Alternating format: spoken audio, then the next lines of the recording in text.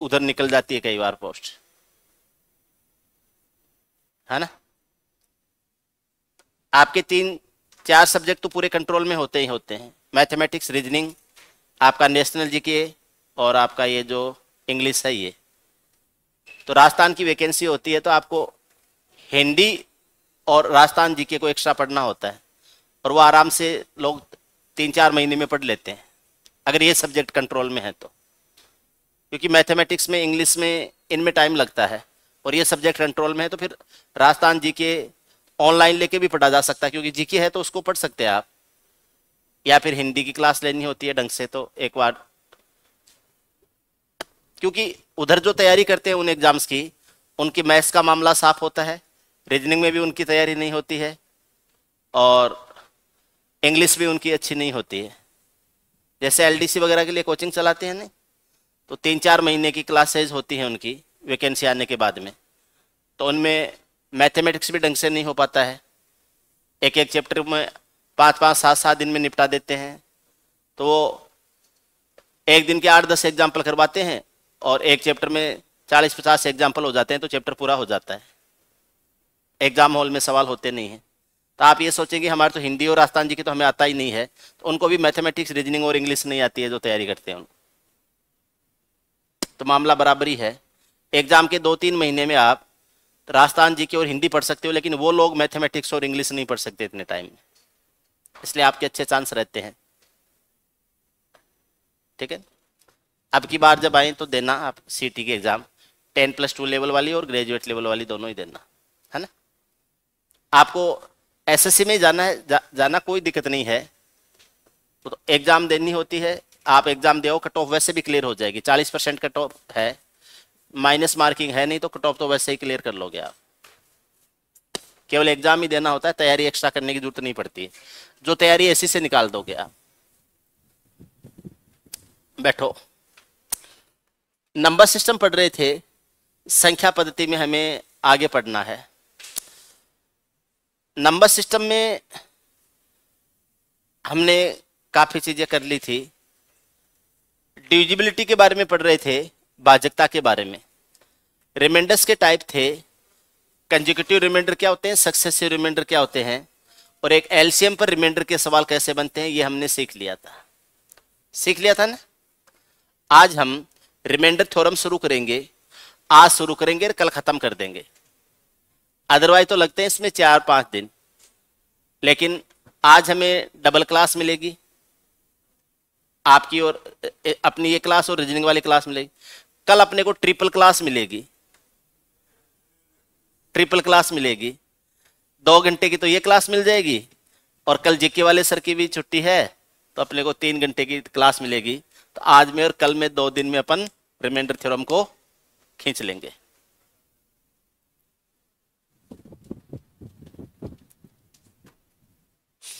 देखो, remainder theorem या शेषफल प्रमेय,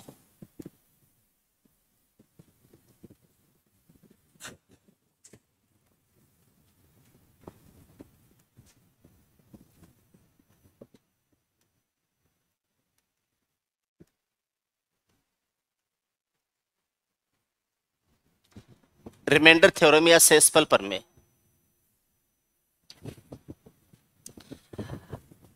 हाँ, आपके लिए मैं एक अच्छी बात और बता देता हूं, जो थ्योरी हमने क्लास में पढ़ी है, जो थ्योरी हमने क्लास में डिस्कस की है, इस पूरी थ्योरी के अपने पास में वीडियो क्लासेज हैं, तो मैं इनको यूट्यूब पे भी डलवा दूंगा, तो आप इनको बाद में भी दोबारा भी देखना चाहो तो देख लेना, यूट्यूब पे डलवा दूंगा, ठीक है ना। वो शाम को प्रीमियर रहेगा इसका 8 बजे या 9 बजे, तो आप यूट्यूब के ऊपर नोटिफिकेशन देख लेना, आपको मिल जाएगा। अपना चैनल है चौधरी क्लासेज, एक चैनल है चौधरी क्लासेज लाइव, इस टाइम लाइव पे नहीं रहेगा, चौधरी क्लासेज पर रहेगा, तो वहाँ पर आप नोटिफिकेशन कम्युनिटी में जाके देखोगे तो आपको मिल जाते हैं, क्विज वगैरह भी डालते रहते हैं उसमें, तो आप क्विज वगैरह के आंसर भी दिया करो। कोई भी क्लास आप लेते हो तो आप कम से कम उसके बारे में फीडबैक नीचे कमेंट्स में जरूर दिया करो, यहाँ की बात नहीं, कहीं भी आप लेते, आप पूरी क्लास ले रहे हो, अगले ने आपके लिए 1 घंटे 1.5 घंटे मेहनत करी है, तो नीचे उसका एक फीडबैक तो होना चाहिए, एक कमेंट, एक लाइक, या आपको क्लास लेके अच्छा लगा तो आप अपने फ्रेंड्स के साथ में शेयर वगैरह करना, है ना, किया करो ये। रिमाइंडर थ्योरम में क्या होता है देखो थोड़ा सा, क्योंकि हम ये मानते हैं कि किसी का फ्री में नहीं लेना चाहिए, उसके बदले में कुछ न कुछ आपको पे करना चाहिए, नहीं तो वो कार्मिक भार है वो चढ़ जाता है, पता नहीं कब कैसे चुकाना पड़ जाए। इसलिए साथ साथ है वो चुकाते रहो ताकि किसी का भार न चढ़े। तो जो चीजें हमें फ्री में मिलती हैं उसके बदले में हमें भी उसको अपनी तरफ से कुछ कर देना चाहिए।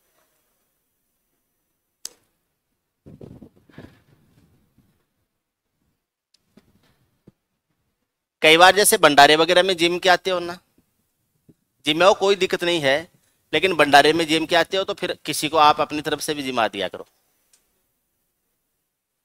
समझ रहे हो, किसी को भी अपनी तरफ से जिमा दिया करो। किसी आप अगर कहीं खा के आ रहे हो, स्वामणी में जिम के आ रहे हो, तो आप बाद में किसी को अपनी तरफ से खाना भी खिला दो, तो वो फिर बैलेंस है वो इक्विलिब्रियम में आ जाता है। खाते खाते रहते हो तो फिर भार बढ़ जाता है, चुकाना पड़ जाता है, क्योंकि और कुछ मानो न मानो अपने जो कर्म होते हैं ना वो तो रिफ्लेक्ट होते ही होते, ठीक है। रिमाइंडर थ्योरम में क्या होता है, एक संख्या में दूसरी संख्या का भाग दिया जाता है और आपसे शेषफल या रिमाइंडर पूछे जाते हैं। अगर संख्या पूरी पूरी डिवाइड हो गई है तब तो शेषफल या रिमाइंडर बचता है 0, और अगर मान लीजिए पूरा पूरा भाग नहीं जाता है तो आपके पास में रिमाइंडर के रूप में कोई संख्या आती है। रिमाइंडर या जो शेषफल होता है वो भाजक से छोटा होता है और भाज्य से छोटा होता है, भागफल से बड़ा भी हो सकता है छोटा भी हो सकता है, उसकी कोई कंडीशन नहीं होती, ठीक है। या फिर रिमाइंडर 0 भी हो सकता है अगर पूरा पूरा भाग चला गया है। आपको कुछ चीजें ध्यान रखनी है। अगर मैंने a को भाग दिया है x से और रिमाइंडर आया है r, मैंने a को x से भाग दिया और मेरे पास में रिमाइंडर r आया। अब आप मूलभूत जो गणितीय संक्रियाएं होती हैं वो 4 मूलभूत गणितीय संक्रियाएं होती हैं, जोड़, बाकी, गुणा और भाग। इस a के साथ में मैं कुछ भी करूं वो का वो इस रिमाइंडर के साथ में हो जाएगा। अगर मैं कह दूं कि a प्लस एन को x से डिवाइड करना है तो रिमाइंडर भी r प्लस एन हो जाएगा। अगर मैं ये कह दूं कि a माइनस एन है, इसको x से डिवाइड करना है तो रिमाइंडर भी आपका r माइनस एन हो जाएगा। भाग वाली प्रोसेस को छोड़ दीजिए, गुणा में देखो, अगर मैं कहूं कि a गुणा एन को मैं अगर x से डिवाइड करूं तो रिमाइंडर भी r गुणा एन हो जाएगा। रिमाइंडर भी क्या हो जाएगा, r गुणा एन। अभी आपको ध्यान रखना। अब दूसरी बात देखिए, जोड़ते टाइम या गुणा करते टाइम, मान लीजिए आपने रिमाइंडर में कुछ जोड़ा और जुड़ने से वो जो संख्या आई है वो x से बड़ी हो गई, यानी भाजक से बड़ी हो गई, तो आपको दोबारा भाग देके छोटा करना है उसको। या फिर गुणा करते टाइम गुणनफल बड़ा आ गया, गुणा करते टाइम अगर गुणनफल x से बड़ा हो गया है तो फिर उसको x से रीडिवाइड करके वापस छोटा करोगे। तीसरा है, अगर घटाते टाइम रिजल्ट माइनस में आ गया, सपोज करो घटाते टाइम माइनस में आ गया, तो फिर भाजक में से नेगेटिव रिमाइंडर को घटा के वापस पॉजिटिव बनाओगे आप, बस ये ध्यान रखना है, ठीक है। जैसे 2-4 एग्जांपल लेते हैं।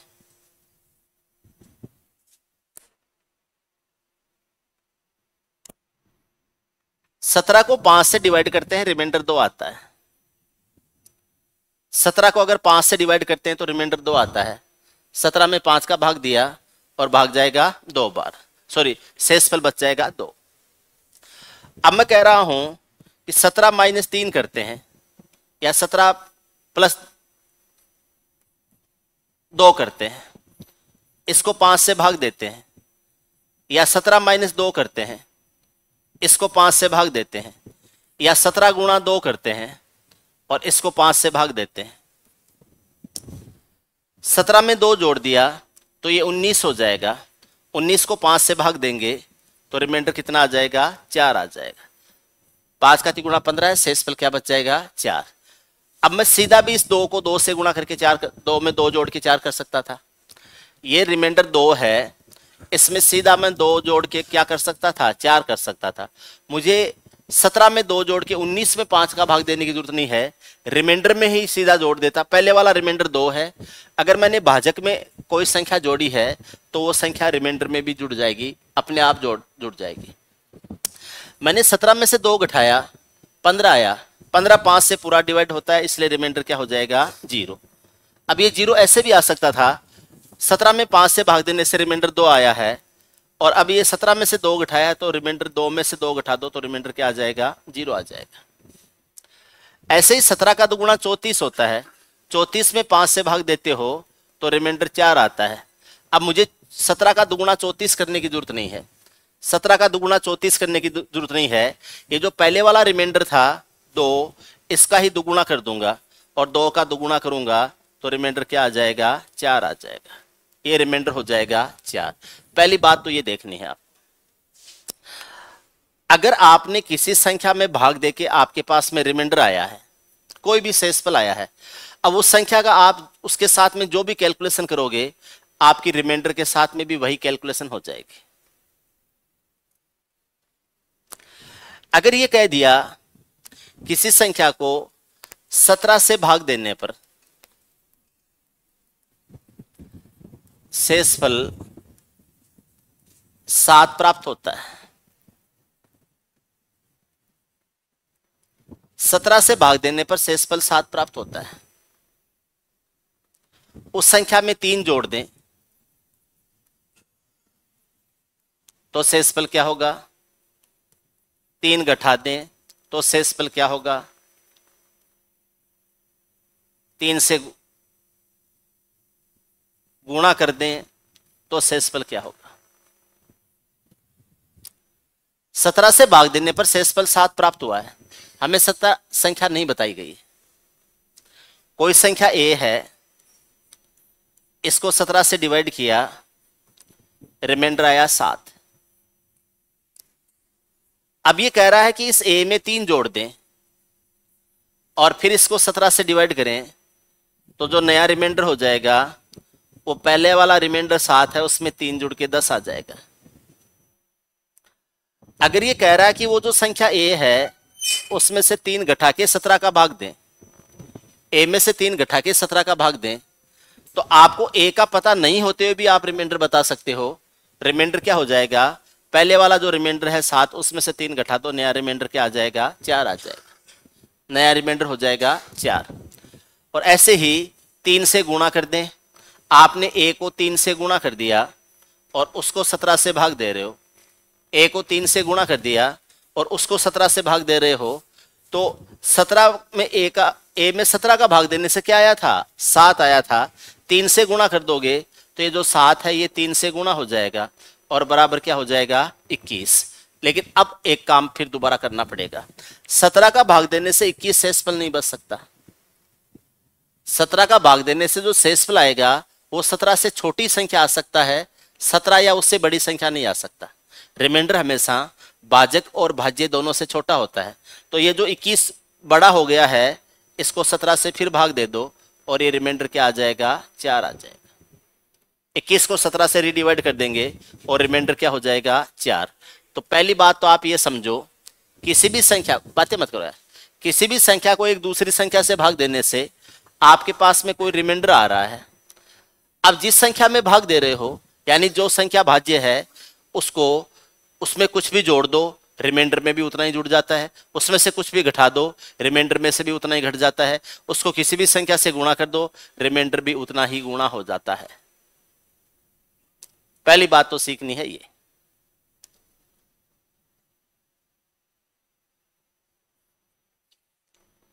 उम्मीद है ये बात तो आपके समझ में आ गई, आ गई ना, ठीक है। अगली बात सीखते हैं। मैंने a को x से भाग दिया, रिमाइंडर आया r1। मैंने b को x से भाग दिया, रिमाइंडर आया r2। मैंने c को x से भाग दिया, रिमाइंडर आया r3। मैंने d को x से भाग दिया, रिमाइंडर आया r4। ए को मैंने x से भाग दिया, रिमाइंडर R1 आया। बी को मैंने x से भाग दिया, रिमाइंडर R2 आया। सी को मैंने x से भाग दिया, रिमाइंडर R3 आया। डी को मैंने x से भाग दिया, रिमाइंडर R4 आया। भाग को छोड़ देना, जोड़ बाकी और गुणा, तीन की बात कर रहा हूं मैं, जोड़ बाकी और गुणा। आप इस ए बी सी डी में जो भी कैलकुलेशन लिखोगे उस कैलकुलेशन को x से भाग दोगे तो आपका जो रिमाइंडर है वो वही कैलकुलेशन आप रिमाइंडर्स में कर देना, वो आपके रिमाइंडर्स या शेषफल हो जाएंगे। अगर मैं ये कह दूं कि a plus B plus C plus D है, इसको x से भाग दें तो रिमाइंडर क्या हो जाएगा? तो आप कह सकते हैं R1 plus R2 plus R3 plus R4, ये रिमाइंडर हो जाएंगे। यहां प्लस की जगह माइनस हो रहा है तो यहां पर भी माइनस हो जाएगा, ये प्लस माइनस है तो ये भी प्लस माइनस हो जाएगा, ये प्लस माइनस है तो ये भी प्लस माइनस हो जाएगा। प्लस कर रहे हो, अगर ए में बी को प्लस कर रहे हो तो रिमाइंडर भी प्लस हो जाएंगे, माइनस कर रहे हो तो रिमाइंडर भी माइनस हो जाएंगे। मैं एक ऐसे कह दूं कि ए गुणा बी गुणा सी गुणा डी है, इसको अगर मैं x से भाग दूं, a गुणा बी गुणा सी गुणा डी है, अगर मैं इसको x से भाग दूं तो यही काम रिमाइंडर्स के साथ में हो जाएगा। R1 गुणा R2 गुणा R3 गुणा R4 हो जाएगा, ये आपके रिमाइंडर्स या शेषफल आ जाएंगे। जोड़ बाकी गुणा में ध्यान रखना आपको, भाग में ये प्रोसेस डायरेक्टली यूज नहीं कर सकते अपन।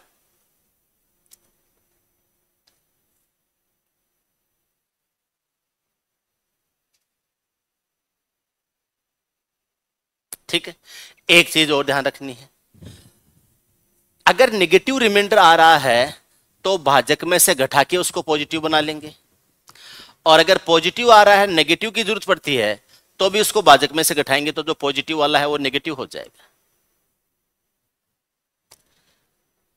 एक कैलकुलेशन लिखता हूं,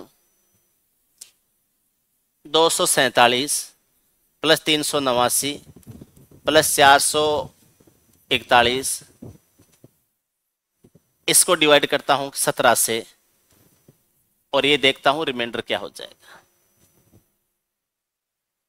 इसको 17 से डिवाइड करते हैं और रिमाइंडर तय करते हैं कि रिमाइंडर क्या होगा, शेषफल क्या होगा। अब इसके लिए आपके पास में दो तरीके हो सकते हैं। एक नॉर्मल तरीका यह होता है कि इन संख्याओं को आपस में जोड़ के 17 का भाग दो। तो हम एक बार देने की कोशिश करते हैं, देखिए क्या आता है। 9 और 1 10 और 7 17 हासिल की 1, 8 4 12 और हासिल वाली 13, 13 और 4 17, 1 4 और 1 5 3 8 2 10, 1077 आ जाएगा क्या? आप जोड़ के देखो, और ये आ जाएगा 17, 17 छके 102 आएगा, 5 57, 17 का 3 गुणा 51, रिमाइंडर आएगा 6। कैलकुलेशन देखो 1077 आएगा क्या? 17 छके 102, 5 बच गया 57, 17 का 3 गुणा 51, 57 में से 51 घटाएंगे 6, रिमाइंडर क्या आ जाएगा? 6 आ जाएगा। सही।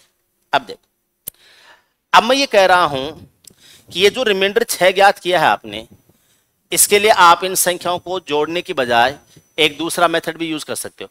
बोल सर जोड़ के कर सकते हैं तो दूसरे मेथड की जरूरत क्यों पड़ती है? वो जरूरत पड़ती है, आप जोड़ तो लोगे, कल को गुणा करना पड़े तो गुणनफल बहुत बड़ा हो जाएगा, या कल को जब ये संख्याएं पावर में जाएंगी तब आपको वो मेथड यूज करना ही पड़ेगा। 247 ठीक है, 247 की घात 16 कर दिया, 349 की घात और कुछ कर दिया, 33 कर दिया, और 441 है, इसकी घात 65 कर दिया, और फिर 17 से भाग दे के आपसे रिमाइंडर पूछे जाएं कि अब रिमाइंडर क्या होंगे, तो फिर आप उनको संख्याओं में कन्वर्ट करके नहीं कर सकते हो। आपको जो एक्चुअल जो पहले वाले रिमाइंडर्स हैं उन्हीं के ऊपर कैलकुलेशन करते हुए आप काम कर सकते हो। देखिए 17 का भाग दे दो 247 में, तो 17 कम 17 कितना बच गया? 7 77, 17 का चौगुना 68, कितना बच गया? 9। यहां से रिमाइंडर आ जाएगा 9। 289 है, इसको 17 से भाग देते हैं, 17 का दुगुना 34, 4 बच गया 49, 17 का तिगुना 51। देखो ये 34 है, 49 आया। अब या तो आप 17 का दुगुना 34 लिख के यहां 15 लिख दोगे, एक बार लिख देता हूं 15, ठीक है, तो ये रिमाइंडर क्या आ गया? 15। 17 का भाग इसमें देते हैं, 17 का दुगुना 34, 10 बचेगा, 101 हो जाएगा, और 17 पंजे 85 हो जाएगा, और यहाँ कितना बच जाएगा 16। तो यहाँ बच जाएगा कितना 16 बच जाएगा। 17 का दुगुना 34, 10 बच गया 101, 17 का 5 गुना 85, 16 शेषफल बच गया। देखना 9 और 15 होता है 24, 24 और 16 होता है 40, 40 को भाग देता हूं 17 से, 17 का दुगुना 34, रिमाइंडर या शेषफल क्या आ जाएगा 6 आ जाएगा, शेषफल क्या आ जाएगा 6। अब मैं आपको एक मजेदार बात बताता हूं और उसको ध्यान से सुनना। रिमाइंडर 6 आया, अगर आप बिगिनर हो तो आप ऐसे ही करोगे, लेकिन आप एक दो स्टेप के बाद में आपके तरीके अपने आप चेंज होने लग जाते हैं। 15 मुझे बहुत बड़ी संख्या दिख रही है, 16 भी मुझे बहुत बड़ी संख्या दिख रही है, 17 का भाग देने से 15 आया है, तो 15 को मैं -2 भी लिख सकता हूं क्या? अगर पॉजिटिव रिमाइंडर 15 है तो नेगेटिव रिमाइंडर -2 आ जाएगा। 17 का भाग देने से 15 आया है, तो आप ये भी कह सकते हो कि -2 आ जाएगा। कारण क्या है, ये 389 है, इसको 17 से भाग देते हैं, 17 का दुगुना 34, 4 आ जाएगा, 49 आ जाएगा। अब या तो मैं 17 का दुगुना 34 लिख के 15 घटाऊं, या 17 का तिगुना 51 लिख के 51 में से 49 घटाऊंगा तो -2 आ जाएगा। तो मैं इसकी जगह -2 भी यूज कर सकता हूं, -2 भी यूज कर सकता हूं, ठीक है, ओके। 16 की बजाय -1 लिख सकता हूं क्या? 16 की जगह क्या -1 लिख सकता हूं? लिख सकता हूं। तो ये मैंने 16 की जगह -1 लिख दिया। प्लस का तो 9 है और माइनस का 3 है, 9 में से 3 घटा देंगे, रिमाइंडर क्या आ जाएगा 6। ये आपके आंसर हो जाएगा। अगर नेगेटिव रिमाइंडर है छोटा तो नेगेटिव यूज करो, पॉजिटिव छोटा है तो पॉजिटिव यूज करो। आपको यहां रिमाइंडर छोटे वाला लिखना है। 15 बड़ी संख्या है, -2 लिख दो। 16 बड़ी संख्या है, -1 लिख दो। मैं एक सवाल और लूंगा, आपके समझ में आएगा, ठीक है। देखो ये सवाल इजी था इसलिए आप आराम से समझ पाए। कोई इसको अंडू करूं क्या? अंडू हो जाता है। हम आगे चलेंगे, आगे चलते हैं। 243 plus 244 plus 245 plus 246 plus 247 plus 248 है।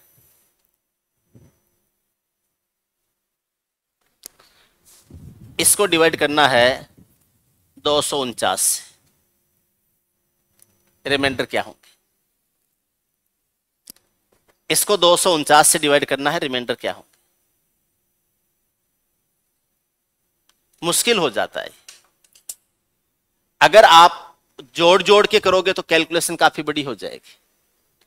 जोड़ जोड़ के करोगे कैलकुलेशन काफी बड़ी हो जाएगी। कैलकुलेशन को छोटा करना है मुझे। 243 249 से 6 कम है, तो यहां रिमाइंडर आएगा -6।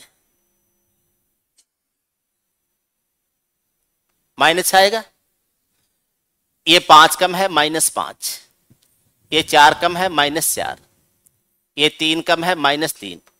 ये 2 कम है, -2। ये 1 कम है, -1।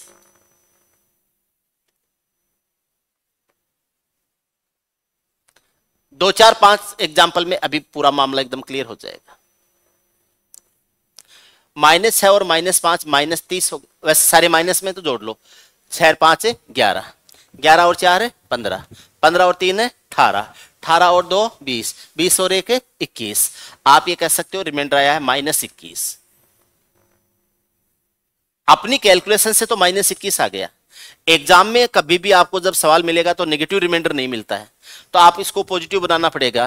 तो पॉजिटिव बनाने के लिए 249 में से 21 को घटा के लिखोगे, 8 आ जाएगा, 2 आ जाएगा, 2 आ जाएगा, 228 आपके रिमाइंडर एक्चुअल रिमाइंडर आ जाएंगे 228।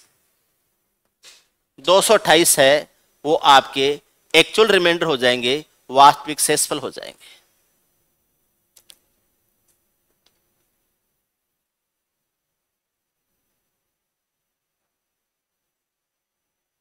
ठीक है, मैं थोड़ा सा आपको और आगे ले चलता हूं।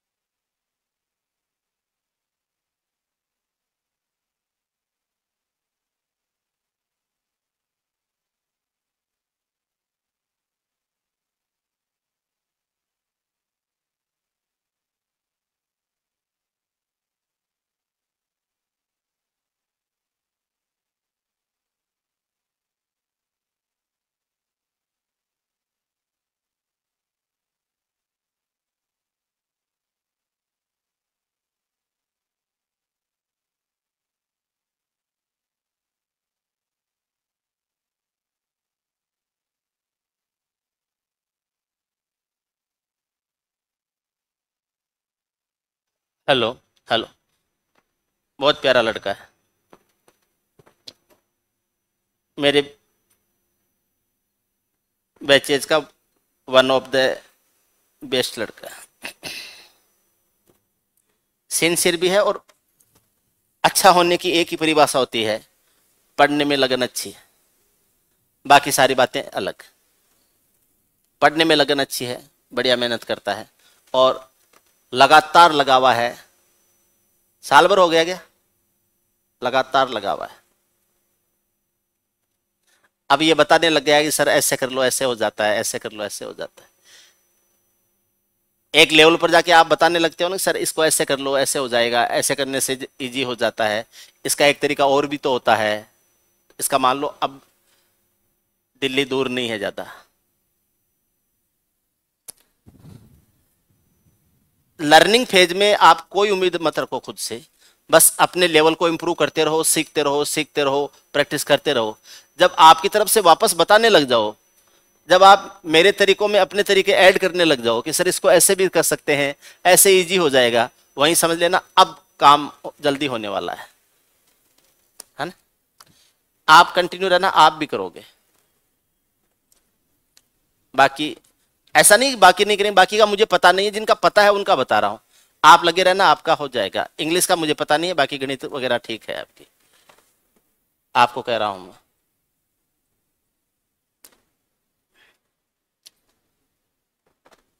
आपकी तैयारी का पता नहीं है, आपकी कंटिन्यूटी और लगन बढ़िया है, सही है, कंटिन्यू है, एकदम लगातार है। ठीक है, साल 2 साल जितना टाइम लगता है लगे रहो, बस नौकरी चाहिए तो। और और का पता नहीं है मुझे, बाकी लोग भी करेंगे, सभी करेंगे। देखो 281 में 381 में 384 का भाग देते हैं तो -3 आता है। कारण बताने की जरूरत थोड़ी क्यों आया। इसमें रिमाइंडर -2 आता है, इसमें रिमाइंडर -1 आता है, इसमें पूरा भाग चला जाता है 0 आता है, इसमें रिमाइंडर 1 आता है, इसमें 2 आता है, इसमें 3 आता है। माइनस का 3 प्लस का 3 हटा दो, माइनस का 2 प्लस का 2 हटा दो, माइनस का 1 प्लस का 1 हटा दो, और ये 0 था ही पहले, रिमाइंडर क्या हो जाएगा 0। ये पूरा पूरा भाग चला जाएगा, इसमें इसमें पूरा पूरा भाग चला जाएगा, रिमाइंडर हो जाएगा 0 हो जाएगा। उम्मीद है आपकी ये बात भी समझ में आ गई। आगे चलें। देखो अगर ये संख्या यहां पर जोड़ की बजाय कहीं कोई कुछ माइनस में आ जाता तो क्या करते। 241 प्लस 242 प्लस 243 प्लस 244 -245 -246, इसको डिवाइड करना है 243। रिमाइंडर क्या हो, 241, 242, 243, 244 माइनस 245 माइनस 246, इसको 243 से डिवाइड करना है, रिमाइंडर क्या होंगे?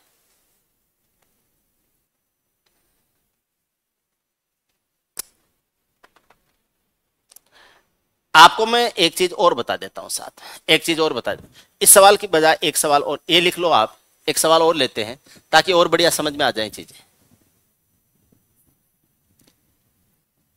है ना। मैंने संख्या लिखी 105 माइनस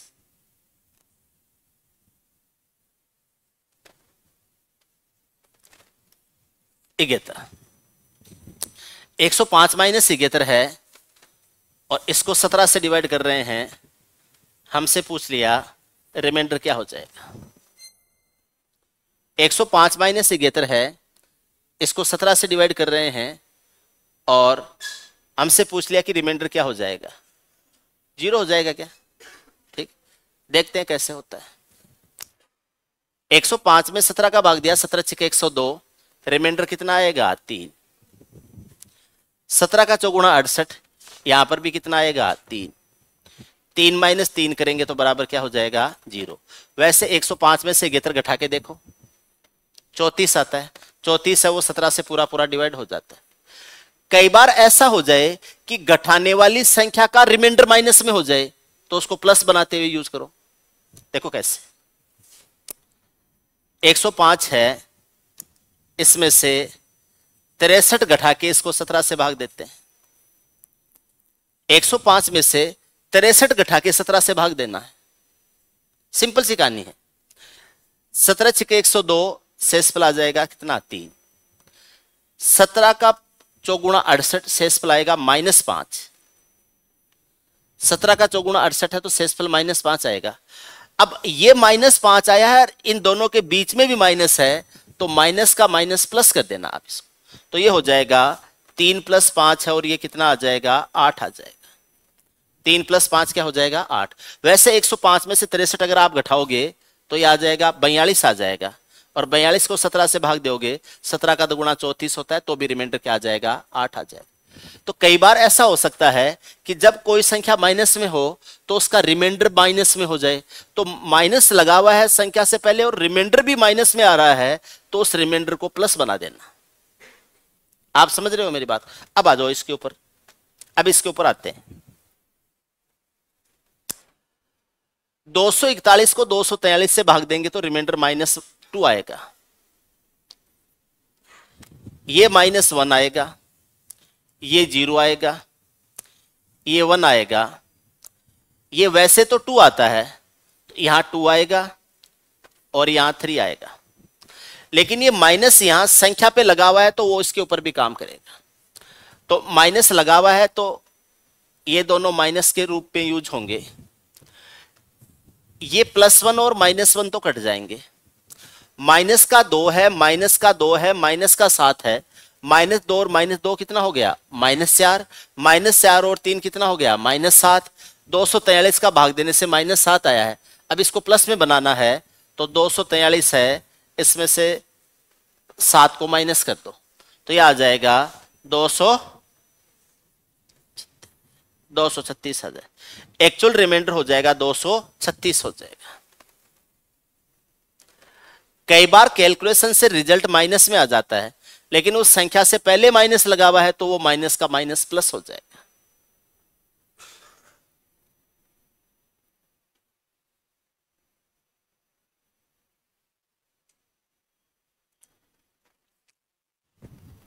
ठीक है ना? ऐसे दे दिया 289 + 487 + 963 -113 -226, इसको डिवाइड करना है किससे? 19। आपसे पूछ लिया रिमाइंडर क्या होगा, 19 से डिवाइड करना है, रिमाइंडर क्या होगा। तो आप इनका जोड़ बाकी गुणा भाग नहीं करोगे, सबके रिमाइंडर्स ले लोगे, आप सबके रिमाइंडर्स ले लोगे। 19 का भाग देंगे, 19 × 19 9 बच गया 99, 19 का 5 गुणा 95 तो 4 बच गया, यहां से रिमाइंडर 4 आ जाएगा। 19 से कम 19 है, 9 बच गया 99 हो गया। 19 का 5 गुना 95 होता है, 99 से 95 घटाएंगे तो 4 आ जाएगा, 487। 19 का 2 गुना 38 होता है, 10 बच गया 107, और 19 का 5 गुना 95, 19 के 114, 114 से 7 -7 लिख सकता हूँ क्या? देखो 19 का 2 गुना 38 है, 10 बच गया, अब 107 आएगा। या तो 19 का 5 गुना 95, 107 में से 95 घटा के 12 बनाऊं रिमाइंडर, या फिर 107 है, 19 के 114, 114 में से 7 घटाऊं तो -7 बना दूं। तो 12 की बजाय -7 छोटा होता है, इसलिए -7 यूज कर लेते हैं। प्लस वाला छोटा है तो प्लस वाला यूज कर लो, और माइनस वाला छोटा है तो माइनस वाला यूज कर लो। 19 का भाग इसमें देते हैं। 19 का 5 गुना 95, 1 बच गया, 13 हो गया। 13 में 19 का 13 छोटा है 19 से, तो 13 ही बचा दूंगा। अब मैं इसको 13 भी लिख सकता हूं, यहां पर 13 भी लिख सकता हूं, या 19 की भाग देने से 13 शेषफल आ रहा है तो -6 भी लिख सकता हूं। 13 को -6 भी लिख सकता हूं, क्योंकि 13 बड़ी संख्या इसलिए माइनस में लेना मुझे आसान लगता है, इसलिए ये -6 आ जाएगा, ये रिमाइंडर आ जाएगा। 113 को 19 से भाग देता हूं, 19 के 114 होता है, 19 के 114 होता है, तो 113 में भाग दूंगा तो -1 बनेगा, तो ये -1 हो जाएगा। 226 है, 113 का डबल होता है, तो यहां 113 में -1 है तो 226 में उसका डबल -2 हो जाएगा, तो ये हो जाएगा -2 हो जाएगा। ठीक है, अब ध्यान से देखना, ये 4 है, -7 है, ये -6 है, ये -1 है, लेकिन संख्या से पहले भी माइनस है, इसलिए इसको प्लस कर देना, तो ये +1 हो जाएगा और ये +2 हो जाएगा। ठीक है, अब देखो 4 और 2 6, ये 6 प्लस के 6 माइनस के कट जाएंगे, माइनस का 7 प्लस का 1 है तो बैलेंस में माइनस का 6 आएगा। 19 का भाग देने से -6 आता है, एग्जाम में कभी भी आपको माइनस वाला नहीं मिलेगा, तो इसको प्लस बना के उत्तर देना पड़ेगा। तो इस माइनस वाले को 19 में से घटाएंगे, 19 - 6 करोगे तो जो रियल रिमाइंडर है वो क्या आ जाएगा, 13 आ जाएगा। शेषफल क्या हो जाएगा, 13 हो जाएगा। क्या आप मेरी इस कंसेप्ट को जो मैंने आपको बताया इसको समझ पाए हो या नहीं समझ पाए? अभी प्लस ही कर रहे हैं, गुणा तो किया ही नहीं है।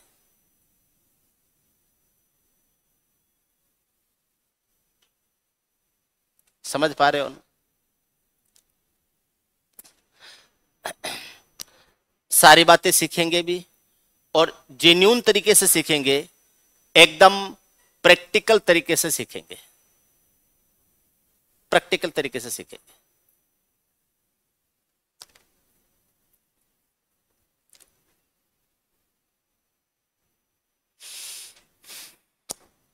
दूसरा देखो,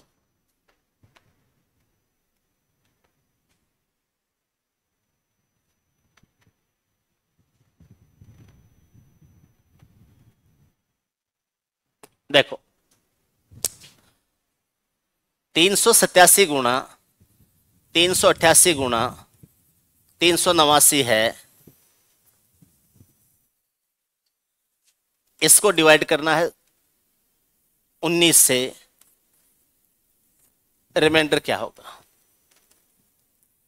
इसको 19 से डिवाइड करना है, रिमाइंडर क्या होगा? अब की बार प्लस नहीं है, संख्याएं गुणा में आ गई, प्लस नहीं है, संख्याएं गुणा में आ गई हैं, और आपको इसका रिमाइंडर बताना है। ऐसे सवालों में एक चीज ध्यान रखना हमेशा, ये जो कैलकुलेशन मिलेगी ये प्लस में ही मिलेगी आपको, माइनस नेगेटिव रिजल्ट के ऊपर नहीं पूछा जाता है, पॉजिटिव रिजल्ट्स पे ही पूछा जाता है। तो बोले सर फिर बीच में कहीं माइनस वगैरह आ जाए तो माइनस आ जाओ, लेकिन पूरी कैलकुलेशन का रिजल्ट पॉजिटिव नंबर ही बनेगा। ऐसे तो मान लो 85 - 7 दे सकता है, लेकिन 85 - 7 एक पॉजिटिव नंबर ही बनता है, 7 - 85 नहीं मिलेगा आपको नॉर्मली। इसका रिमाइंडर मुझे ज्ञात करना है। 19 का 2 गुना 38 होता है, शेषफल 7 बच जाएगा, तो यहां रिमाइंडर आ जाएगा 7। 19 का 2 गुना 38 होता है, यहां रिमाइंडर आ जाएगा 8। 19 का 2 गुना 38 होता है, यहां रिमाइंडर आ जाएगा 9। और इनको अब हटा देते हैं, सही बात है। 8 का 7 गुना 56 होता है, अब 56 का 9 से गुना बड़ा होता दिख रहा है, तो मैं 56 में 19 का भाग देके फिर इसको छोटा कर लूंगा, 56 में 19 का भाग देके फिर छोटा कर लूंगा, तो 8 का 7 गुना 56 होता है और 19 का 3 गुना 57 होता है। तो 56 में 57 का भाग, 56 में 19 का भाग दूंगा तो 19 का 3 गुना 57 होता है, -1 लिख सकता हूं। तो इन दोनों को आपस में गुणा करेंगे तो -1 हो जाएगा। -1 का 9 से गुणा करेंगे तो यह आ जाएगा -9 आ जाएगा। आंसर कभी माइनस में नहीं दे सकते आप। तो -9 को प्लस बनाने के लिए 19 में से 9 घटाएंगे और जो रिमाइंडर है वो क्या आ जाएगा, 10 आ जाएगा। शेषफल क्या हो जाएगा, 10 हो जाएगा। शेषफल हो जाएगा 10। अब उम्मीद करता हूं कि इस टाइप के सवाल आपके समझ में आ गए। आ गए ना? अब कैलकुलेशन कर लेते हैं। अब कैलकुलेशन कर लेते हैं।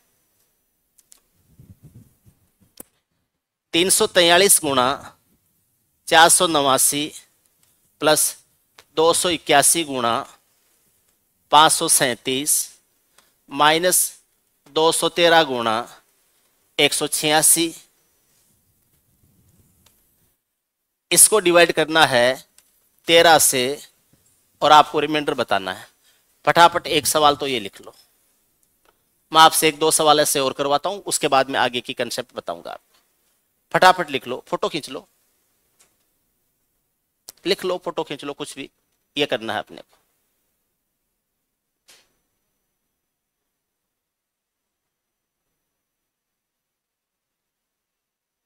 ठीक है, लिख लिया?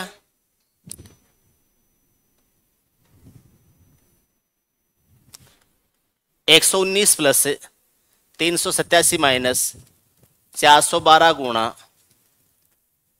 48 प्लस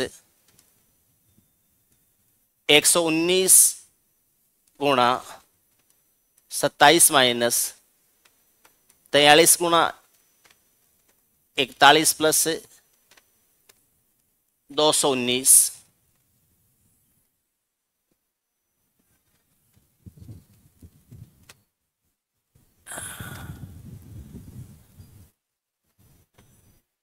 एक 119 है, इसके साथ में भी 887 गुणा में कर दो।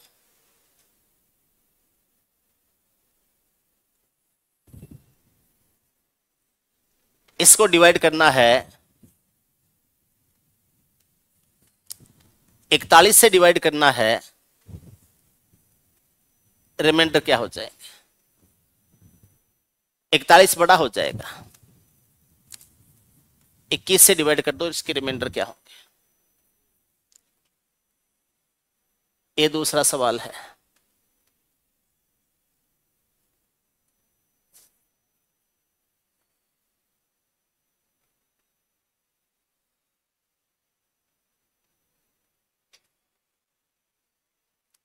दो हो गए, दो हो गए। तीसरा सवाल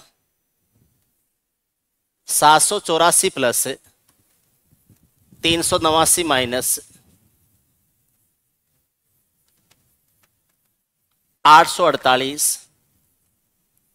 346 प्लस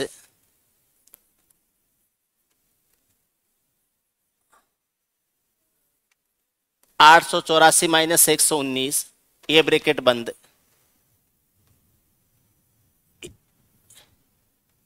ये ब्रैकेट बंद और ये ब्रैकेट भी बंद। इसको डिवाइड किया जाता है 112 से, रिमाइंडर क्या होगा 112। ठीक है क्या संख्या, लिख लो 112 से। ये सवाल नंबर है 3। रिमाइंडर ज्ञात करना है, शेषफल ज्ञात करना है। Just do it. करो, 3 सवाल हैं, करो, उसके बाद में आगे चलना सीखें।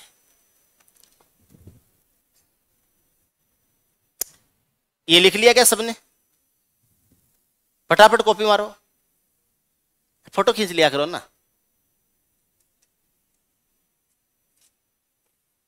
भाई। वैसा कोई नियम नहीं है मंदिर में फोटो खींचना मना है ना, कोई मना नहीं है, खींच सकते हो।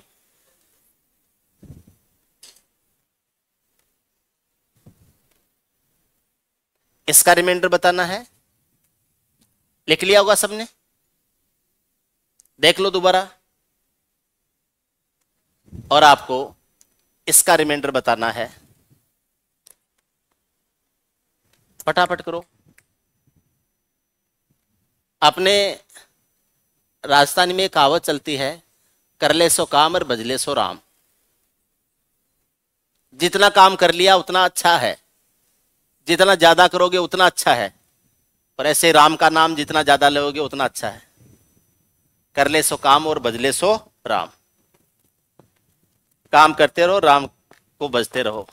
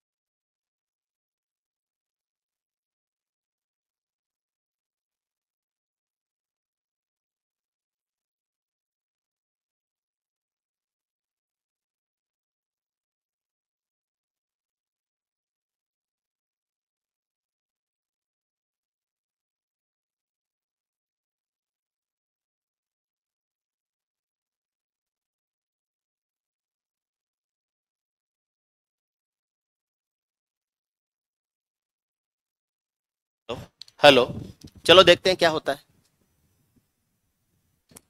पहले सवाल में आते हैं। यहां भी टाइम चाहिए करने के लिए, देखते हैं क्या होता है। 13 से भाग दो। 13 का दुगुना 26, 8, 13 छिक्के 78, 5, यहां रिमाइंडर बचेगा 5।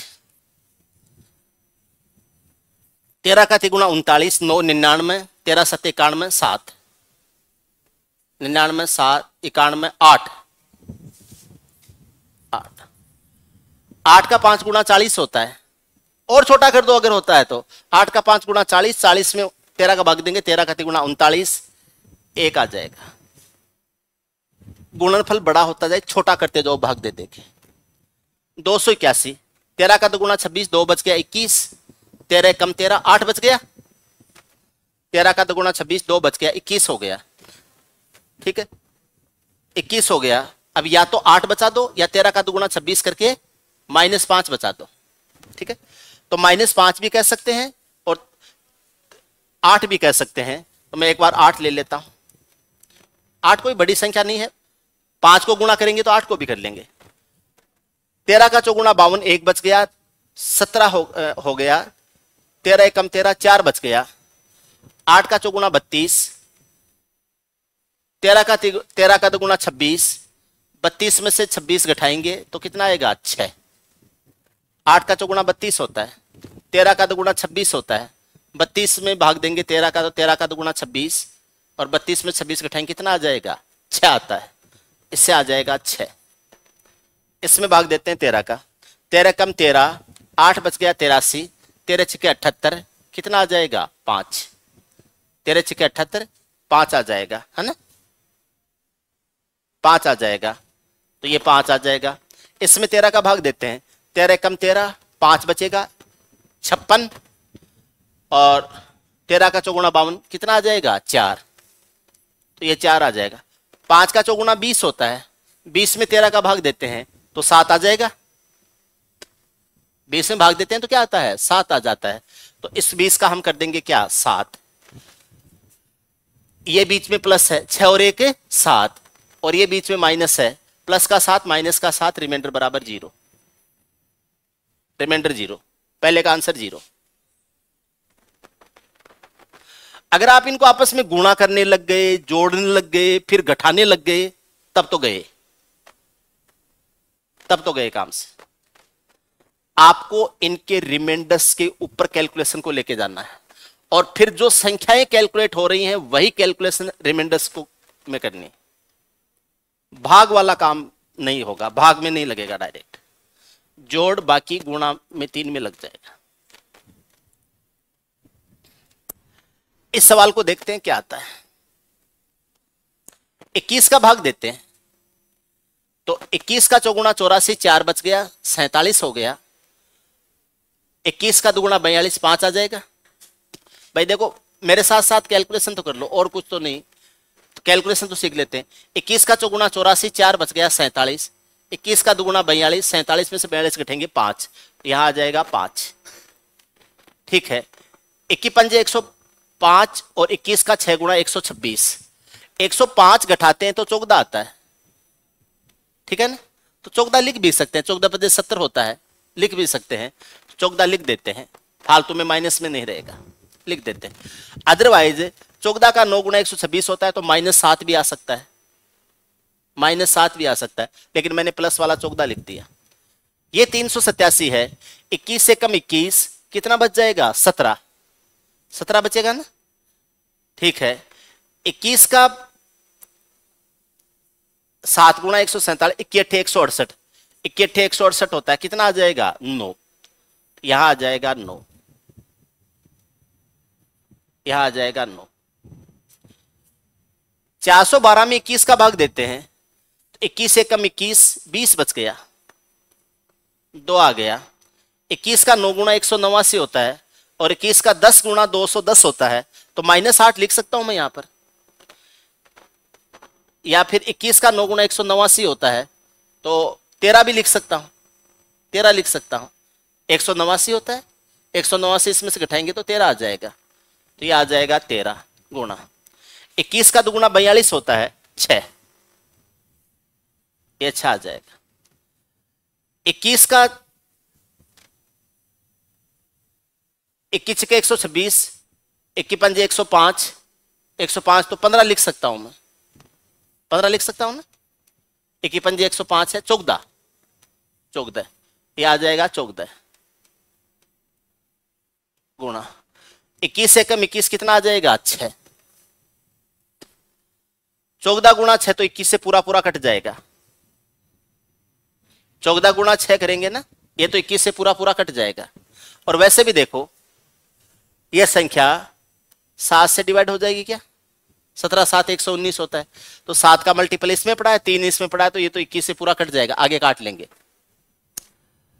-43 गुणा 41 है, 21 का दुगुना 42 है, यहां से रिमाइंडर 1 आएगा और यहां से -1 आएगा। 21 का दुगुना 42 है 1, 21 का दुगुना 42 है -1, 21 से कम 21 9 बच गया, तो यहां रिमाइंडर आएगा 9, इसको भी आपने हटा दिया। अब जो ये कैलकुलेशन है ये 5 गुणा 14 में हो गई है। 5 गुणा 14 का 5 गुणा 70 होता है और 21 का 3 गुणा 63 होता है। 70 में से 63 में 63 घटाएंगे तो 7 आ जाएगा, तो इन दोनों से आ जाएगा 7। ये 9 का 9 ही पड़ा रहने दो, तो ये 7 + 9 हो जाएगा। 13 छिके 78 होता है और 21 को अगर हम देखेंगे तो 21 का 3 गुणा 63 होता है, 13 छिके 78 होता है और 21 का 4 गुणा 84 होता है। 78 और 84 से क्या आएगा, माइनस है। 84 78 माइनस है, लेकिन माइनस लगा हुआ है तो वो प्लस का 6 हो जाएगा, इससे -6 आता है। 13 छिके 78 होता है, 78 21 का 4 गुणा 84 होता है, तो 84 है वो 78 से 6 ज्यादा, इसलिए माइनस आएगा। माइनस लगा होने से प्लस का 6 हो जाएगा, ये प्लस का 6 हो जाएगा। ये पूरा पूरा कट जाता है, तो यहां से 0 आ जाएगा, यहां से 0 आ जाएगा। यहां से देखेंगे, देखो ये 1 है और ये -1 है, 1 और -1 गुणा होगा तो -1 होगा, लेकिन इस माइनस के कारण वो +1 हो जाएगा, तो ये हो जाएगा +1 हो जाएगा। और ये जो 9 है आगे प्लस वाला 9 कर देंगे और इसको डिवाइड करेंगे अब किससे, 21 से एक बार फिर डिवाइड करेंगे, ठीक है। 9 और 7 कितना होता है, 16, 16 और 6 कितना होता है, 22, 22 को 21 से भाग देंगे तो 1 आ जाएगा। 9 और 1 10 और 1 कितना, 11, रिमाइंडर क्या आ जाएगा, 11। किसके आया था 11, आपके 11 आंसर सही है, इसका रिमाइंडर 11 होगा। आपको रिमाइंडर्स के ऊपर कैलकुलेशन करनी पड़ेगी इसकी।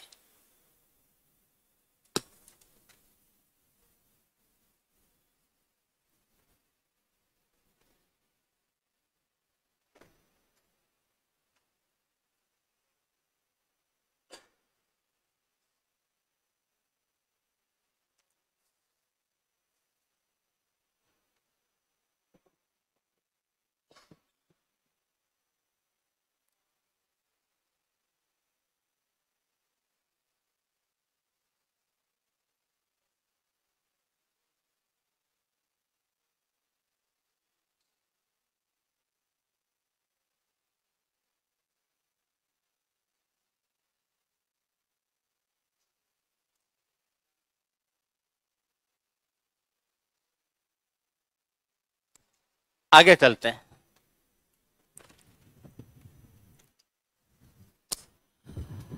संख्याएं बड़ी लग रही हैं तो 112 का भाग दे दे के छोटी कर लो। हर संख्या को 1 से 112 का भाग दे के छोटी कर लो, फिर उनमें कैलकुलेशन कर लो। 112 का भाग देते हैं, 12 से 84 784, ये तो पूरा पूरा चला गया, ये तो आ गया 0।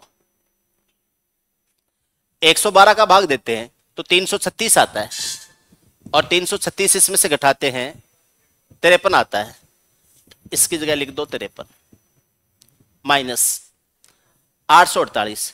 112 का भाग देते हैं तो 8 गुणा तो 896 होता है, 8 गुना तो 896 होता है, -48 लिख दूं, -48 लिख दूं क्या?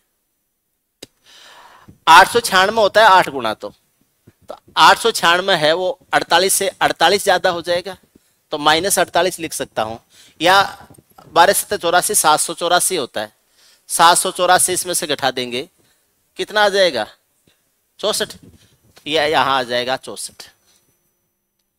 346 112 का 3 गुना 336 होता है, कितना आएगा? 10, ये आ जाएगा 10। 884 तो 896 700 आ जाएगा, 700, ये आ जाएगा 100। 119 कितना आएगा? 7, ये आ जाएगा 7। 110 में से 7 घटाएंगे, कितना आएगा? 103। 110 में से 7 घटाएंगे तो 103 आएगा, 103। इसका रिजल्ट बनता है 103। 103 मुझे अच्छा नहीं लग रहा है, मैं 103 है इसको माइनस में लेना चाहता हूं। 103 अच्छा नहीं लग रहा है तो 112 से भाग देंगे, कितना आएगा? -9, -9, यहां से आ जाएगा -9, -9 आ जाएगा। अब फाइनल कैलकुलेशन ये बन जाएगी 53 - 64 गुणा -9, और ये डिवाइड होगा 112 से, ठीक है ना? देखो ये माइनस में है संख्या और ये माइनस लगा हुआ है तो सारा प्लस हो जाएगा। ये माइनस में है ना, क्योंकि हमने -9 बना दिया था, तो ये माइनस में है कैलकुलेशन। -9 का 64 से गुणा करेंगे, माइनस का आ जाएगा, ये माइनस का प्लस का हो जाएगा, तो ये आ जाएगा 53 + 64 गुणा 9, और डिवाइड करना है किससे? 112 से। 64 का 9 से गुणा करता हूं, 64 का 9 से गुणा करता हूं, कितना? 576। 576 है 112 का 5 गुणा 560, 112 का 5 गुणा 560 होता है, तो कितना बच जाएगा? 16। तो यहां बच जाएगा 16। 53 और 16 को जोड़ते हैं, कितना आएगा? 69। आपके आंसर हो जाएंगे 69। आए थे किसी के 69? किस किस के आए थे? बिल्कुल सही, 69 इसके आंसर हो जाए। हो सकता है तरीका आपने और यूज कर लिया होगा, हो सकता है आपने यहां -9 यूज नहीं किया होगा, ठीक, कोई बात नहीं, कैलकुलेशन बड़ी करनी पड़ी है। आप इन कैलकुलेशन को मिनिमाइज कर सकते हो, छोटा कर सकते हो। अब नेगेटिव रिमाइंडर का क्या रोल होता है थोड़ा सा पता चल जाता है, यहां पता चल जाता है। अब 64 103 से गुणा होता बड़ी संख्या बनती, -9 से गुणा किया छोटी संख्या बन गई। इस तरीके से ये चीजें काम आ जाए। पहला काम आपने ये सीख लिया है, अगर जोड़ बाकी गुणा भाग में हो संख्याएं और फिर उनका रिमाइंडर कैसे ज्ञात किया जाना है। बोर्ड मास की कैलकुलेशंस भी हो सकती हैं, उसमें आपको रिमाइंडर्स पूछा जा सकता है, कैसे ज्ञात करना है ये आपने समझ लिया।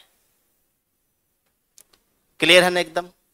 ठीक, आगे सीखते हैं संख्याएं जब पावर में हो तो रिमाइंडर कैसे ज्ञात करते हैं। संख्याएं जब पावर में हो यानी घात में हो, घातांक वाली संख्याएं हो, संख्याएं जब पावर में हो तो रिमाइंडर कैसे ज्ञात करने हैं ये सीखते हैं। इसके लिए थोड़ा सा एलजेब्रा सिखाऊंगा, थोड़ा सा हल्का सा, थोड़ा सा एलजेब्रा सीखेंगे, ज्यादा नहीं, थोड़ा सा।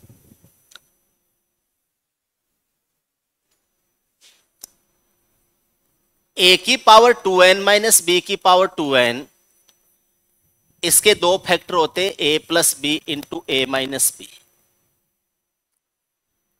सबक नंबर 1, 2n सम संख्या को रिप्रेजेंट करता है, 2n सम संख्या को रिप्रेजेंट करता है। ए के ऊपर पावर कोई सम संख्या है और बी के ऊपर भी वही पावर है सम संख्या। ऐसे नहीं कि यहां 8 हो जाए और वहां 6 हो जाए ना। अगर 6 है तो दोनों पे 6 है, 8 है तो दोनों पे 8 है, वो सम संख्या है, तो इसके एक फैक्टर ए प्लस बी और एक फैक्टर ए माइनस बी होगा ही होगा। बोले और भी होंगे क्या? और भी होंगे, लेकिन ये दो तो होंगे ही होंगे। पक्की बात है ना? A plus b and a minus b. A के ऊपर पावर विषम संख्या है, माइनस बी के ऊपर पावर विषम संख्या है। ये 2n के साथ में +1 या 2n के साथ में -1 करते हैं तो ये विषम संख्या होता है। तो ए के पावर विषम संख्या माइनस बी के पावर ऊपर वही विषम संख्या है, तो इसका फैक्टर a माइनस बी होगा। और भी हो सकते हैं, लेकिन a माइनस बी तो होगा ही होगा। और हो सकते हैं, ये डेफिनेटली होगा। दो बातें आपने सीख ली। यहां ध्यान रखना, 2n किसको रिप्रेजेंट कर रहा है? इवन नंबर को। 2n रिप्रेजेंट कर रहा है इवन नंबर को, यानी सम संख्या को। और 2n के साथ में +-1 है, ये रिप्रेजेंट कर रहा है ऑड नंबर को, यानी विषम संख्या को। ऑड नंबर को यानी विषम संख्या को।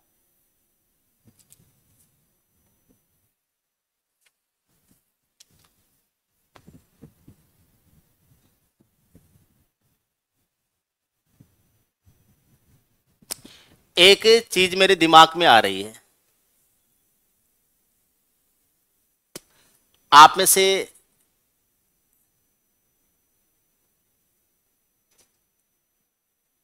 बताऊं क्या आ रही है? जैसे आज अपन ने ये क्लास पढ़ी है, इस क्लास से अब जितने भी सवाल बन सकते हैं आज की क्लास के, इस आज की थ्योरी के आधार पर, जो एग्जाम्पल हमने लिए हैं उनसे मिलते जुलते और एग्जाम्पल्स के सवाल, 10 सवाल, 20 सवाल, 30 सवाल, ऐसे सवाल, इनके अलावा और सवाल बनाना कोई बना सकता है ऐसे? है? डेली शाम को आपको वो सवाल दे दिए जाए टेलीग्राम पर क्विज के रूप में या पोल के रूप में। जैसे भी आज हमने जो थ्योरी पढ़ी है उसके आधार पर बनने वाले 20-25 सवाल है वो क्विज के रूप में या पोल के रूप में हो। आप शाम को उनको सबको करके ये भी देख सकते हो कि आज सुबह जो पढ़ा था उनके ये सवाल बन रहे हैं, संभावित सवाल। बोलो हंसराज, रेगुलर करना पड़ेगा, ऐसे नहीं 4 दिन कर लिया यार फिर 2 दिन मस्ती कर ली। मैं बांधूंगा फिर पुक्का। बात तो बंधने की है ना। जब तक अपन किसी काम में बंधेंगे नहीं तब तक वो कोई काम होगा नहीं। है? क्या कह रहे हो?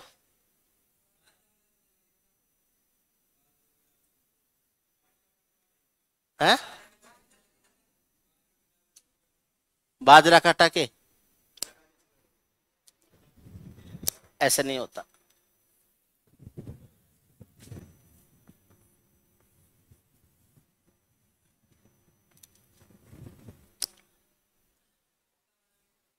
इसका एक तरीका दूसरा है फिर मेरे पास। 2 जने हो और दोनों का काम हो 20-20 क्वेश्चन बनाना। तो जिस दिन दोनों बाजरा नहीं काट रहे हैं उस दिन तो 40 क्वेश्चन आ जाएंगे। और जिस दिन एक जना बाजरा का, ऐसा तो हो नहीं कि दोनों साथ में ही बाजरा काटेंगे। ठीक है? तो एक जना बाजरा काट रहा है उस दिन एक दिन के क्वेश्चन आ जाएंगे। या ऐसा भी हो सकता है आज जो कुछ पढ़ा है इसके ऊपर आधारित हर स्टूडेंट एक सवाल बनाएगा अपनी तरफ से। हर स्टूडेंट अपनी तरफ से एक सवाल बनाएगा और वही सारे सवाल आपके सामने रख दिए जाएं।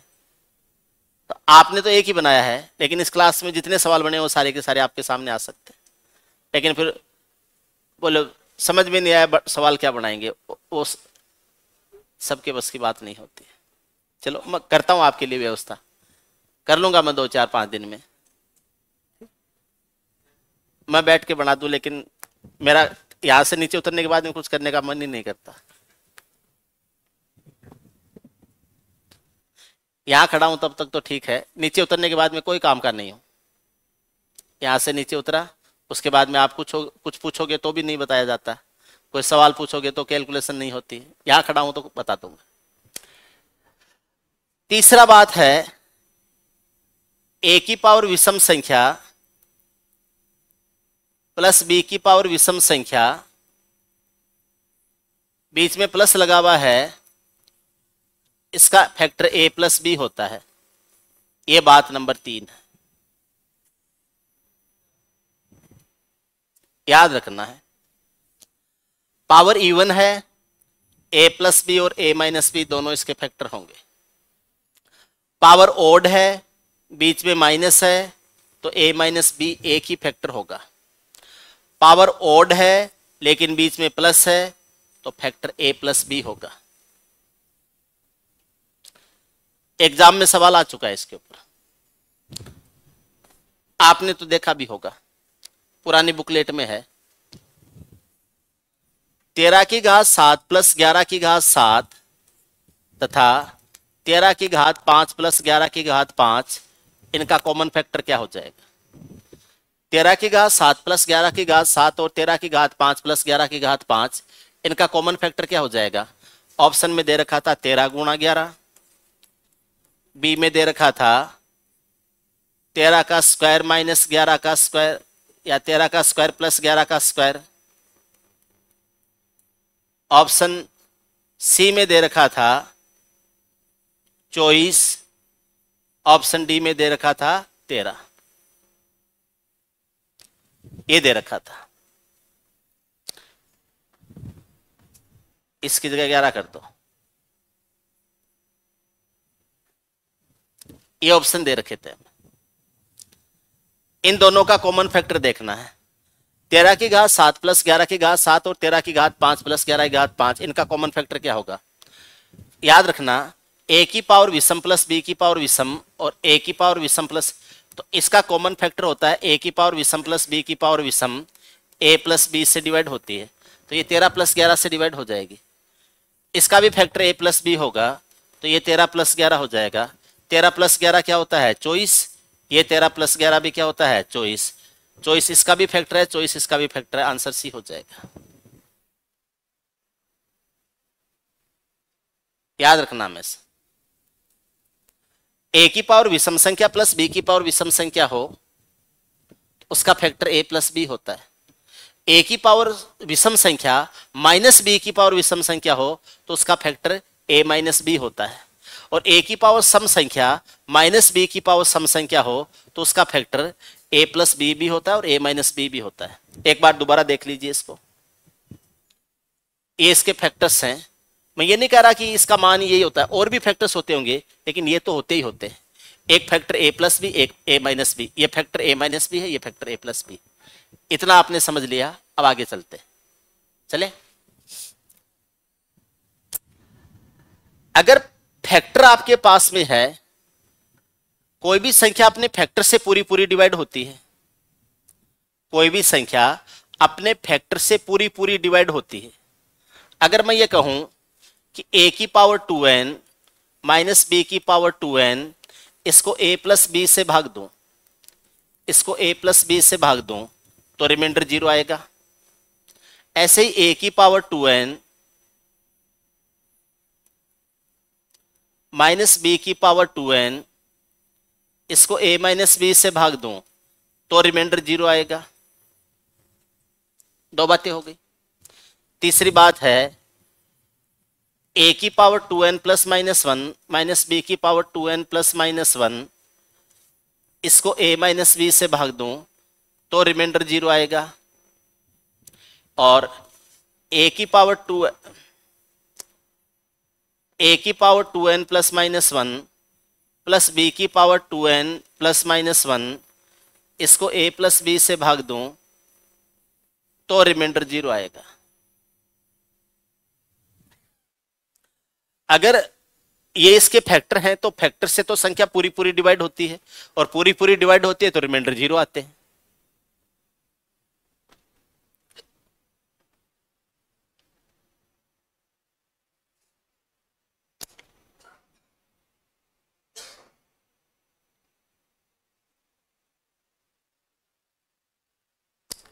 अब देखो, इन दोनों बातों को एक साथ पढ़ो।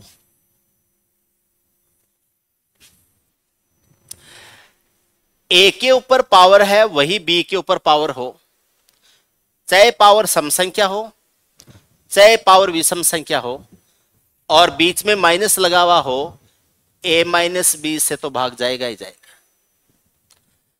बीच में माइनस है, ऊपर पावर a पर और b पर सेम है। अब चाहे वो पावर सम संख्या हो चाहे पावर विषम संख्या हो, a माइनस बी से तो पूरी पूरी डिवाइड होगी। सही है। अब a प्लस बी से कब डिवाइड होगी? अगर पावर सम संख्या है तो a प्लस बी से डिवाइड होगी, विषम संख्या है तो केवल a माइनस बी से डिवाइड होगी। a माइनस बी से डिवाइड होगी पावर चाहे सम संख्या हो चाहे पावर विषम संख्या हो, लेकिन a प्लस बी से तब डिवाइड होगी जब पावर है वो सम संख्या हो, तब a प्लस बी से डिवाइड होगी। लेकिन अगर पावर विषम संख्या हो और बीच में प्लस लगा हुआ हो तो a प्लस बी से पूरी पूरी डिवाइड होगी और रिमाइंडर बच जाएगा 0। ठीक है, देखो कैसे सवाल पूछा गया है एग्जाम में। आपके कल परसों ग्रुप में जो सवाल था वो बता देता हूं। आपने कहा था 7777 को 78 से भाग देते हैं, वही सवाल था। वो 77 की पावर 77 था। अब करते हैं उस सवाल को। वो सवाल ये था 77 की पावर 77 प्लस 77 है, इसको 78 से डिवाइड करते हैं, रिमाइंडर क्या हो जाएगा? 78 से डिवाइड करते हैं, रिमाइंडर क्या हो जाएगा? ये हमसे पूछा था। अब इस सवाल को करने के लिए मेरे पास में कई तरीके हो सकते हैं, कई तरीके से सवाल को मैं कर सकता हूं। उनमें से एक तरीका है, उसके ऊपर बात कर रहे हैं। 77 की घात 77 प्लस 1 प्लस 76 और इस 78 को लिख देते हैं 77 प्लस 1। 77 की घात 77 प्लस इस 77 को लिख दिया 1 प्लस 76 और इस 78 को लिख दिया 1, 77 प्लस 1। बोलो हाँ। अब मैं ऐसे लिखता हूं 77 की घात 77 और इस 1 को लिख देता हूं 1 की घात 77 और नीचे हो जाएगा 77 प्लस 1 और इसके साथ में प्लस हो जाएगा 76।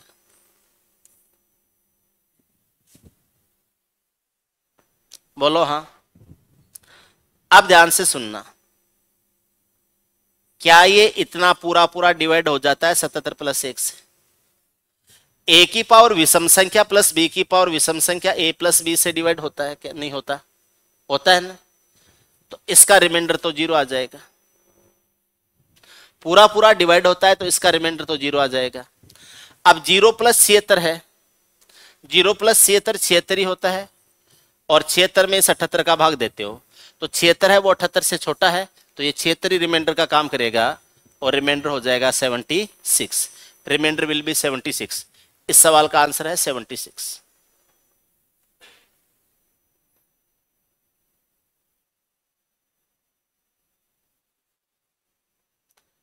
एग्जाम में आया हुआ एक सवाल और ले लेते और अच्छा समझ में आ जाए, उसके बाद में आगे चलेंगे अपन।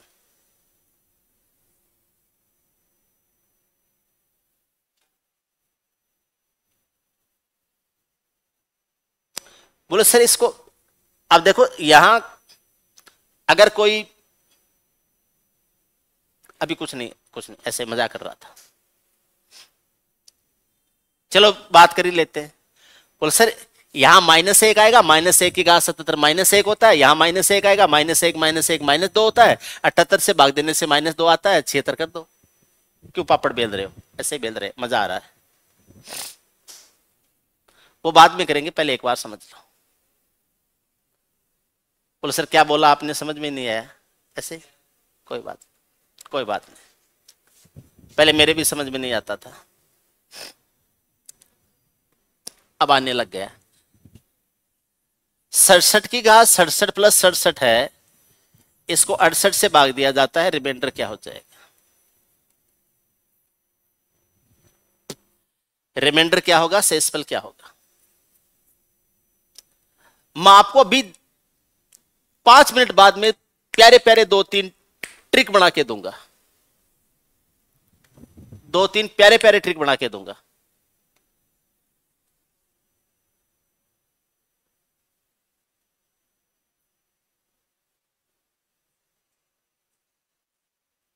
देखो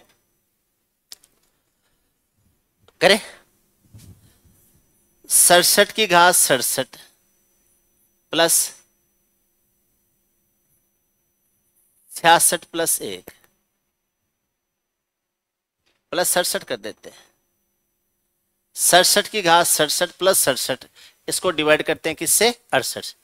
इसको ऐसे लिख सकते हैं 67 की घात 67 प्लस हो जाएगा 1 प्लस 66 बट्टे हो जाएगा 67 प्लस 1।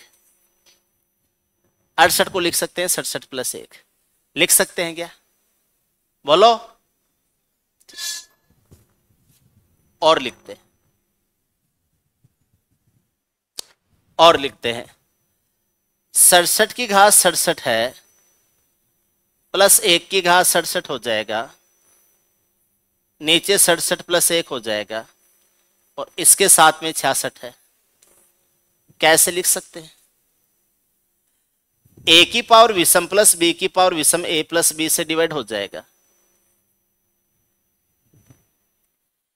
ए की पावर विषम प्लस बी की पावर विषम ए प्लस बी से पूरा पूरा डिवाइड हो जाएगा। बोलो हाँ। तो इसका रिमाइंडर तो 0 आता है। 0 प्लस 66 करोगे तो 66 ही हो जाएगा। 66 है वो 68 से छोटा है, इसलिए 66 को ही रिमाइंडर कंसिडर किया जाएगा। रिमाइंडर या शेषफल क्या हो जाएगा? 66 हो जाएगा।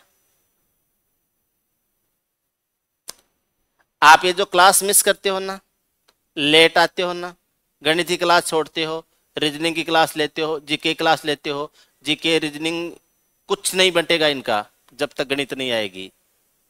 कुछ नहीं, धेले के भाव कोड़ी के भाव नहीं लेगा इनको कोई। गणित का दम है साथ में तो ही इनके कोई ग्राहक बनेंगे। अकेली विधवा की तरह हो जाएंगी ये, इनका कसम है ना, जब तक साथ नहीं है तब तक। ये मैथ्स इनका बाप है, ये साथ नहीं है तो इनका अकेले का कुछ नहीं होने वाला है। कितना ही जीके पढ़ो और कितनी रीजनिंग पढ़ो, बॉस को साथ होना पड़ेगा, बॉस को इज्जत देनी पड़ेगी, बॉस को सलूट करना पड़ेगा। आप समझते नहीं हो। जब तक मैथमेटिक्स आपकी कवर नहीं है, बाकी सब्जेक्ट बेचारे साबित हो जाएंगे आपके। कितने अच्छे तैयार करके चले जाना उनको, और ये जिसके साथ है ना वो बाकी को कर लेता है।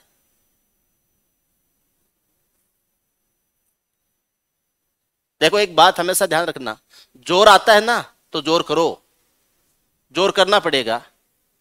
बीज को उगना है तो छिलके को फटना पड़ेगा। अब छिलका सोचे फटूं भी नहीं, बीज सोचे उग भी जाऊं, ऐसा कभी नहीं हो सकता। बीज को उगना है तो छिलके को फटना ही पड़ेगा।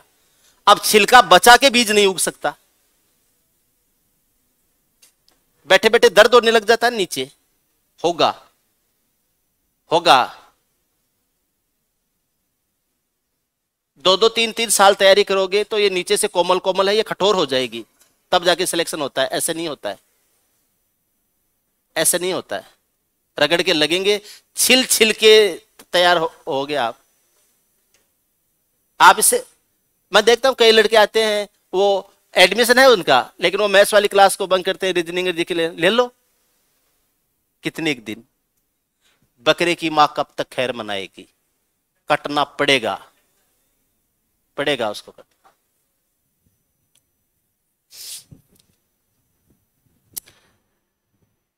इन चीजों से गुजरना ही पड़ता है।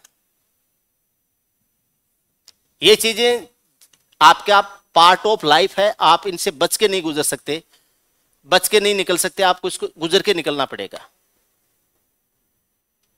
बोले सर जोर आता है तो जोर कर भाई, ठीक।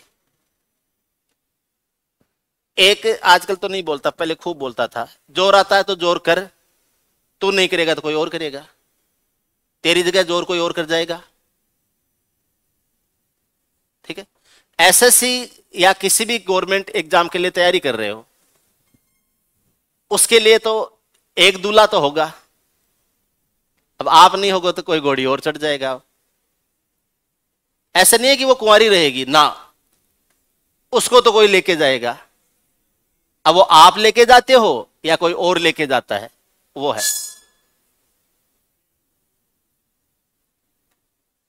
वो जाएगी पक्की, आपके लिए वो पोस्ट खाली नहीं रहेगी।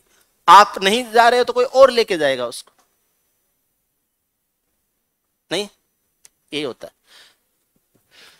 और जिसमें दम होता है उसके दो दो तीन तीन भी होती है। हाँ, दो दो तीन तीन भी होती हैं। एक एक साल में दो दो तीन तीन जगह सिलेक्शन होता है उसका। वो अपनी मर्जी से चूज करता है, ये ज्वाइन करूं या ये ज्वाइन नहीं करूं। और अदरवाइज जो मिल गई उसी में काम चलाना पड़ता है, नहीं भी मिले ऐसे ही काम चलाना पड़ जाए। ठीक है बाबू, डेली लेट क्यों आते हो? डेली लेट क्यों आते हो? मैथमेटिक्स अच्छी नहीं लगती है? ये काकी आएगी नहीं अचानक, डेली पूजा करनी पड़ती है इसकी। ये सबसे मुश्किल से प्रसन्न होने वाली देवियों में से एक है। ये ऐसे वरदान नहीं देगी आपको। ये कुल देवी है आपकी, नाराज हो गई तो लंबा रगड़ेगी। फिर आपका जीके, रीजनिंग, इंग्लिश, इस मैथमेटिक्स के बिना अकेले कोई काम नहीं आएंगे, ढेलेगे ही नहीं रहेंगे आपके। समझ ही नहीं पा रहे हो आप। एडमिशन पूरा है ना, तो आधा क्यों लेते हो? पूरा लो। एडमिशन पूरा है तो आधा क्यों लेते हो? हैं? पैसे दे दिए फिर आधा ले रहे हो। घर वालों के तो पैसे लग गए, आप आधी क्लास मिस कर रहे हो। चलो पढ़ते हैं आगे।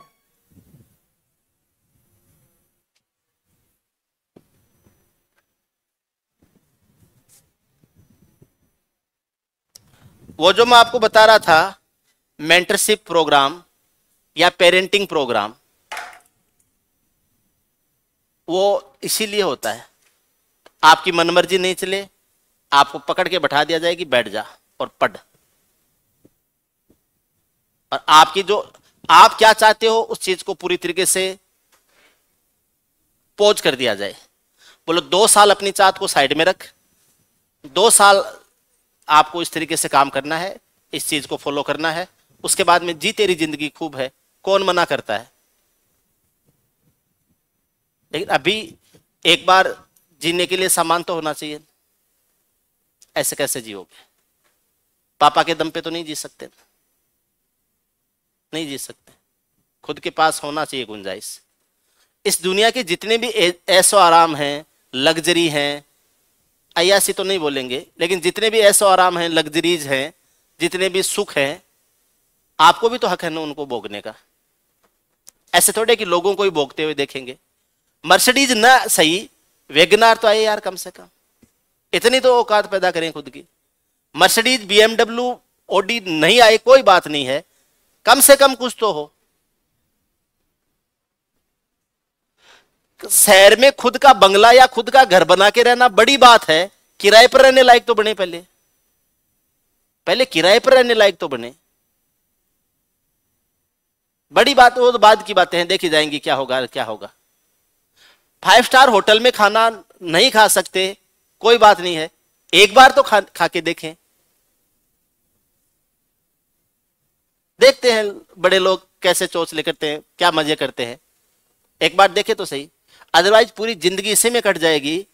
लोग मजे मार रहे हैं और अपन उनसे जले भुने कूदे हुए आदर्शवादी बातें कर रहे हैं। ये जो आदर्शवादी बातें करते हैं ना हम, ये ऐसा नहीं है कि हम कोई बहुत ज्यादा आदर्शवादी या बहुत ज्यादा अच्छे हो गए हैं, नहीं, हम जलते हैं उनसे, हम जलते हैं उनसे, इसलिए आदर्श की बातें करते हैं। पैसे वाले ऐसे हैं, पैसे वाले ऐसे हैं, हमारे पास नहीं है इसलिए ये बातें कर रहे हैं हम। पॉलिटिशियन ऐसे होते हैं, राजनीति ऐसे गंदी, राजनीति तेरे हाथ नहीं आ रही इसलिए गंदी लग रही है तुझे। अभी तेरे राजनीति हाथ आ जाए तू भी मजे मारे, खूब खूब मजे मारे तू भी। कर्मचारी भ्रष्टाचार करते हैं, भ्रष्टाचार हो गया है, ऐसे नहीं कि हम ज्यादा ईमानदार हो गए इसलिए ऐसी बातें करें, हमारे हाथ नहीं आ रहा है इसलिए कर रहे हैं ऐसी बातें। कल को मौका लगे हम भी खूब जम के कूटने के में लग जाए। अभी यह रियलिटी है आज के टाइम की। जो भी आदर्शवादी बातें कर रहे हैं या बड़ी, मैं ये नहीं कहता, अपवादों की मैं छोड़ देता हूं, 5%, 2%, 1% लोग ऐसे होते होंगे जो रियल में आदर्शवादी होते हैं, बाकी सबका यही खेल है। वो इसलिए आदर्शवादी बातें कर रहे हैं क्योंकि उनका मौका नहीं लग रहा है। बोले आज का टाइम बहुत खराब आ गया, बोले कैसे, बोले ऐसे लोग, लड़के लड़कियां बिगड़ गए, पता नहीं क्या क्या करते हैं। ऐसा नहीं कि वो भला है इसलिए नहीं, उसका मौका नहीं लग रहा है, लोग कर रहे हैं इसलिए बहुत बुरा लग रहा है। बुरा इसलिए लग रहा है, लोग कर रहे हैं और उसका मौका नहीं लग रहा है, इसलिए बुरा लग रहा है वो। ऐसा नहीं कि वो भला हो गया है, कोई ज्यादा मत सोचना ऐसा, खुद का मौका नहीं लग रहा है इसलिए वो फिर दूसरों को गलत बता रहा है। ठीक है ना?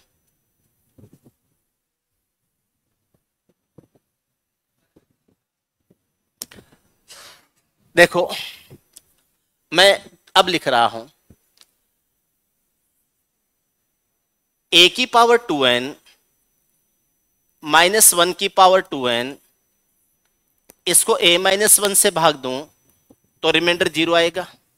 मैंने अब b की जगह 1 ले लिया है, मैंने b की जगह 1 ले लिया है, तो 1 की पावर 2n तो 1 ही होता है, तो a की पावर 2n -1 a-1 से डिवाइड करूंगा तो रिमाइंडर 0 आ जाएगा, रिमाइंडर 0 आएगा। अब सुनना, 0 1 -1 करने से तो 0 आता है ना, यहां 1 करूंगा तभी तो 0 आएगा। इसका मतलब a की पावर 2n को a-1 से भाग दूंगा तो रिमाइंडर 1 आएगा। ये इससे सीखो, a की पावर 2n है, इसको a-1 से डिवाइड करूंगा, रिमाइंडर विल बी 1। किसी भी संख्या के ऊपर पावर सम संख्या हो, उसको एक कम से डिवाइड किया जाए, रिमाइंडर 1 आएगा। और सर वैसे ही पता है, पता है, अच्छी बात। a की पावर 2n है, -1 से a-1 से डिवाइड किया जाए, रिमाइंडर 1 आएगा। इसको आप एक बात के रूप में नोट करो।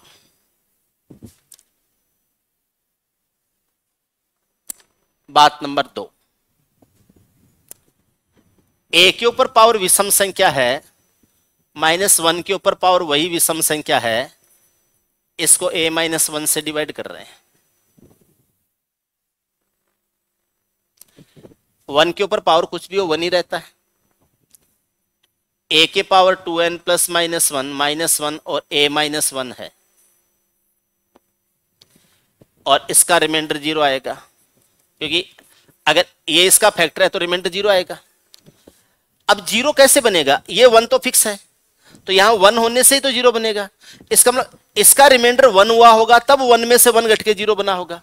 तो इसका मतलब आप ये कह सकते हैं कि a के ऊपर पावर विषम संख्या है और उसको a-1 से भाग देते हो तो रिमाइंडर 1 आता है।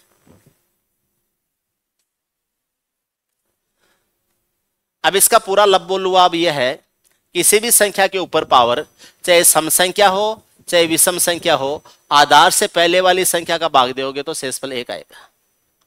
पावर ऊपर सम संख्या हो चाहे ऊपर पावर विषम संख्या हो, आधार से पहले वाली संख्या का भाग दोगे, शेषफल 1 ही आएगा।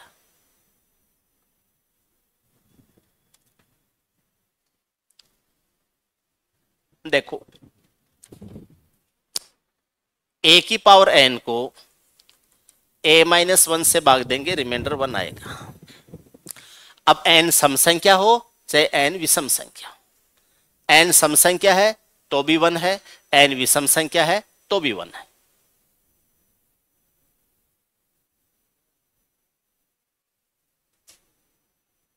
बोलो हाँ।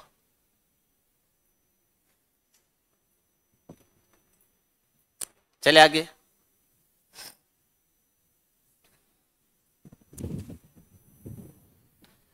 सफलता किसी भी उम्र में मिले अच्छा है, लेकिन जितनी जल्दी मिले आप उसको उतने ज्यादा दिन भोग सकते हो, आप ज्यादा दिन उसका आनंद ले सकते हो। एक आदमी 60 साल की उम्र में उसके पास में पैसे आए बहुत सारे, एक आदमी के पास में 30 साल की उम्र में खूब सारे पैसे कमा लिए उसने, एक आदमी 60 साल की उम्र में जाके पैसे कमा पाया। अब 60 साल की उम्र में जो कमा पाया, अब वो उसका क्या आनंद लेगा? क्या आनंद लेगा? लेकिन जिसको 30 साल में जिसने अचीव कर लिया है वो तो आनंद ले सकता है, काफी टाइम है उसके पास में। नहीं, आज आपका सिलेक्शन आज होता है और आपका सिलेक्शन आज से 4 साल बाद में होता है, तो ये जो बीच के 4 साल है ना, इनको आप बहुत अच्छी तरीके से एंजॉय कर सकते हो। और बाद में आगे वाला जो टाइम है उसमें आप अपनी सेविंग्स, अपना बैंक अकाउंट है उसको बढ़ाना, प्रॉपर्टी वगैरह करना, अच्छी नौकरी लग जाती है तो वो काम कर सकते हो। नहीं तो आप आज से 4 साल 5 साल बाद में सिलेक्शन होगा तो उधर जिम्मेदारियां भी आ जाएंगी परिवार की, तो आपको जो कुछ आप कमा रहे हो उसको आप उड़ा नहीं सकते। उड़ाने का भी तो सोचते हो ना कई बार, पैसे उड़ाऊं, मजे करूं, ठीक है, तो वो मजे तो कमा के ही तो करोगे ना। आप अभी जल्दी नौकरी लग जाओ, साल 2 साल एंजॉय कर सकते हो अपने लाइफ को, उसके बाद में आप बचत के ऊपर, प्रॉपर्टी के ऊपर, सेविंग्स के ऊपर, इनके ऊपर आ सकते हो। क्योंकि आगे के लिए बचत भी चाहिए ना लाइफ के लिए। और अगर ज्यादा टाइम निकल जाता है तो फिर आपके पास में बचत वाला और वो प्रॉपर्टी वाला, उसी झंझट में रहोगे, आप अपनी तरफ से एंजॉय नहीं कर पाओगे लाइफ को। ठीक है। और बोले सर कभी हुआ ही नहीं सिलेक्शन, तो फिर तो आप छिलने के लिए तैयार हो जाओ, जो मिलेगा वही छील के जाएगा हर तरीके से, सोसाइटी की तरफ से, फैमिली की तरफ से, हर तरीके से। दुर्गति है, दुर्गति, इसके अलावा और कोई शब्द ही नहीं है।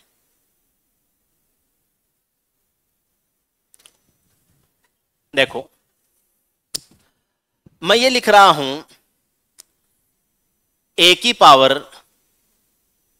2n प्लस माइनस 1 है, यानी सम संख्या, ऊपर विषम संख्या है,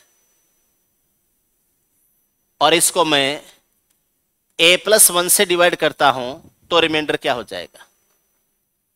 अब मैं थोड़ा सा पहले ये लिख देता हूं, a की power 2n plus minus 1 plus 1 की पावर 2n प्लस माइनस 1, ये a प्लस 1 से पूरा पूरा डिवाइड हो जाएगा। मैंने b की जगह 1 यूज कर रहा अभी पहले, तो इसका रिमाइंडर आ जाएगा 0, इसका रिमाइंडर आ जाएगा 0। इसका मान तो 1 होता है, तो a की power 2n plus minus 1 plus 1 a plus 1 से डिवाइड कर रहे हो, इसका रिमाइंडर क्या आ जाएगा 0। 0 कब आएगा? जब ये यहां 1 होगा तो माइनस 1 हो जाएगा। भाई यहां 1 होगा तो इसमें से माइनस 1 कर सकते हैं, सॉरी ये प्लस 1 है तो यहां माइनस 1 होना चाहिए, तो इसमें भाग देने से माइनस 1 आएगा। भाई यहां माइनस 1 था तब तो हमने प्लस 1 से 0 किया था, लेकिन ये प्लस 1 है तो ये माइनस 1 से 0 बनेगा। यहां मुझे 0 बनाने के लिए इस प्लस 1 के लिए यहां माइनस 1 लेऊंगा तभी तो। इसका मतलब a की पावर जो 2n, a की पावर 2n प्लस माइनस 1 यानी विषम संख्या है, और इसको a प्लस 1 से भाग दिया जाता है, तो उस कंडीशन में रिमाइंडर आता है माइनस 1 आता है। उस कंडीशन में रिमाइंडर क्या आता है? माइनस 1 आता है। अब माइनस 1 को आप ऐसे भी लिख सकते हो, किसी भी संख्या से भाग देने से रिमाइंडर माइनस में आता है, तो उसको प्लस में बनाने के लिए क्या किया जाता है? उस रिमाइंडर को उसमें से घटा दिया जाता है। तो ये जो a प्लस 1 है, इसमें से इस 1 को घटा दूं तो a ही आ जाएगा, a ही आ जाएगा। याद रखना है, अगर ऊपर लगी हुई पावर विषम संख्या है और उसको a प्लस 1 से डिवाइड किया जाता है, तो आपका रिमाइंडर a ही हो जाएगा, a ही रिमाइंडर आएगा। a की पावर विषम संख्या, उसको a प्लस 1 से डिवाइड करोगे, रिमाइंडर विल बी a। आप a कह दो या माइनस 1 कह दो, कुछ भी कह दो, आप a भी कह सकते हो, माइनस 1 भी कह सकते हो, a कह दो या माइनस 1 कह दो, अब आपकी मर्जी है। लेकिन एग्जाम में तो आप a कह सकते हो, माइनस 1 कह नहीं सकते। अपनी कैलकुलेशन के लिए आप a या माइनस 1 दोनों कह सकते हो। तो मैंने आपको जो 3 बातें बताई हैं उनका कंक्लूजन एक साथ लिख देता हूं ताकि आपके ध्यान में रहें।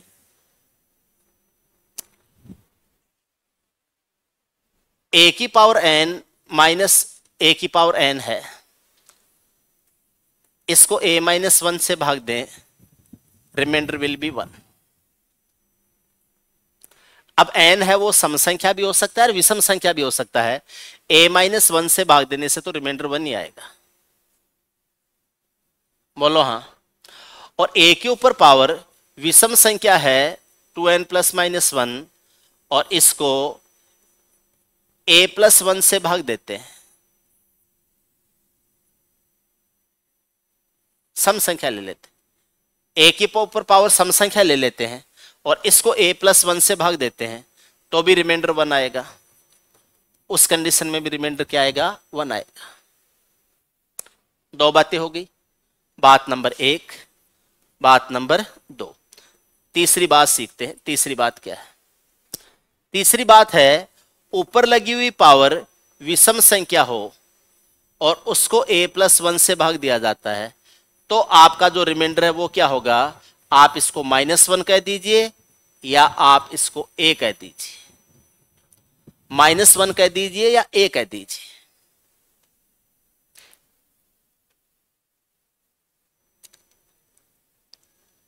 बोलो हाँ। ठीक है, दो सवालों को फिर दोबारा करते हैं। नहीं, थोड़ा देर रुक के करेंगे, थोड़ी देर रुक के करेंगे। पहले एक सवाल करते हैं। 17 की घात 18 को 16 से भाग देते हैं, रिमाइंडर क्या आएगा?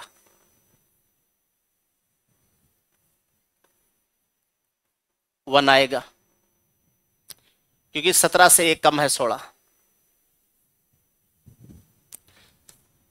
17 की घात 18 को 18 से भाग देते हैं।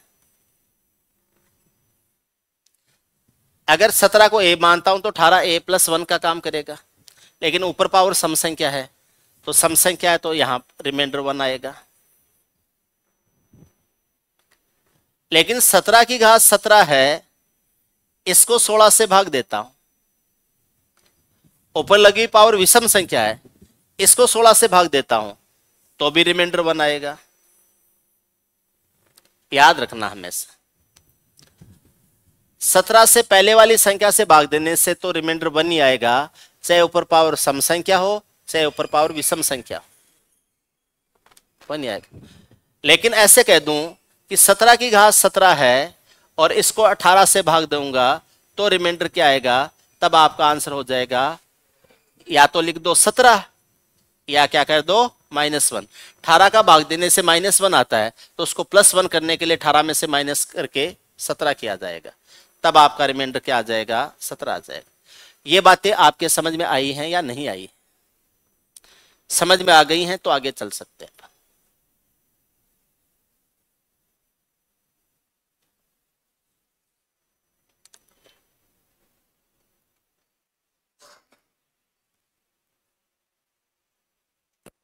ठीक है,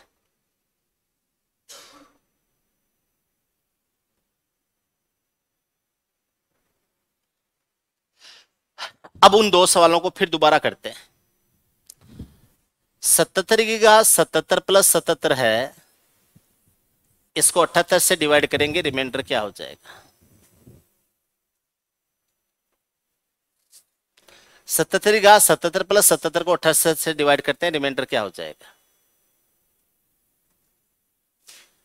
ये जो 77 की घात 77 है और बट्टे 78 है, 77 को a मानूं तो 78 a प्लस 1 हो जाएगा और ऊपर पावर विषम संख्या है, यानी a की पावर विषम संख्या है। आप इसको a प्लस 1 से डिवाइड कर रहे हो तो रिमाइंडर क्या रहेगा? a ही रहेगा, या आप इसको -1 भी कह सकते हो, या तो a कह दो या -1 कह दो। तो यहां से इसका रिमाइंडर आएगा -1, इसका रिमाइंडर आएगा -1 कह सकते हो या a कह सकते हो, यानी 77 आ जाएगा। अब आप ऐसे लिख दो 77 प्लस 77 और इसको डिवाइड कर रहे हो किससे? 78 से। 77 प्लस 77 को 78 प्लस 76 कर सकता हूं और इसको डिवाइड कर रहे हैं किससे? 78 से। 78 से 78 पूरा पूरा कट जाएगा और रिमाइंडर क्या आ जाएगा? 76 आ जाएगा। या ऐसे भी कह सकता हूं, इस 77 को 78 से भाग दिया, -1 आ गया। इस 77 को 78 से भाग दिया, -1 आ गया। -1 और -1 को जोड़ते हैं तो -2 होता है। 78 का भाग देने से -2 आता है, इसका मतलब रिमाइंडर 76 76 हो जाएगा। रिमाइंडर हो जाएगा 76 यानी 76 हो जाएगा। उम्मीद है समझ में आ रहा है। ऐसे ही 67 वाला और वो 68 वाला ले लो। 67 की पावर 67 है प्लस 67 है, इसको 68 से डिवाइड करेंगे तो रिमाइंडर क्या हो जाएगा? आपसे पूछा है इसका रिमाइंडर क्या हो जाएगा। 67 की पावर 67 प्लस 67 है, इसको 68 से डिवाइड करेंगे तो रिमाइंडर क्या हो जाएगा, तो शेषफल क्या हो जाएगा। ठीक है, ए की पावर विषम संख्या और ये ए प्लस 1 है तो यहाँ रिमाइंडर -1 आएगा, या तो -1 कह सकते हैं या 67 आएगा। तो ये 67 है, आगे वाला 67 है, डिवाइड कर रहे हो 68 से तो ये आ जाएगा 68 प्लस 66 लिख सकते हैं और ये 68 हो जाएगा। तो ये तो 0 आ जाएगा, 0 प्लस 66 करेंगे तो ये 66 ही हो जाएगा। ये ऐसे भी समझ सकते हैं, 68 का भाग 67 में देते हैं तो -1 आता है, इस 67 का भाग अगले 67 में देते हैं तो -1 आता है, -1 और 1 -1 -2 हो जाता है। 68 का भाग देने से -2 आ रहा है तो आप उसको 68 में से 2 को घटा के 66 कर लेंगे, रिमाइंडर या शेषफल क्या आ जाएगा, 66 आ जाएगा। ये आपके आंसर हो जाएंगे।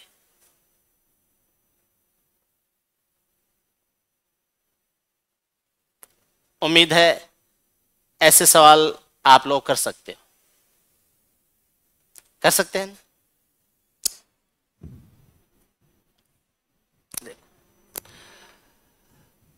अगर मैं कहूं कि ए की पावर सम संख्या -1 है, ये a -1 से पूरा पूरा डिवाइड होता है, और a की पावर विषम -1 है, वो भी a -1 से पूरा पूरा डिवाइड होता है।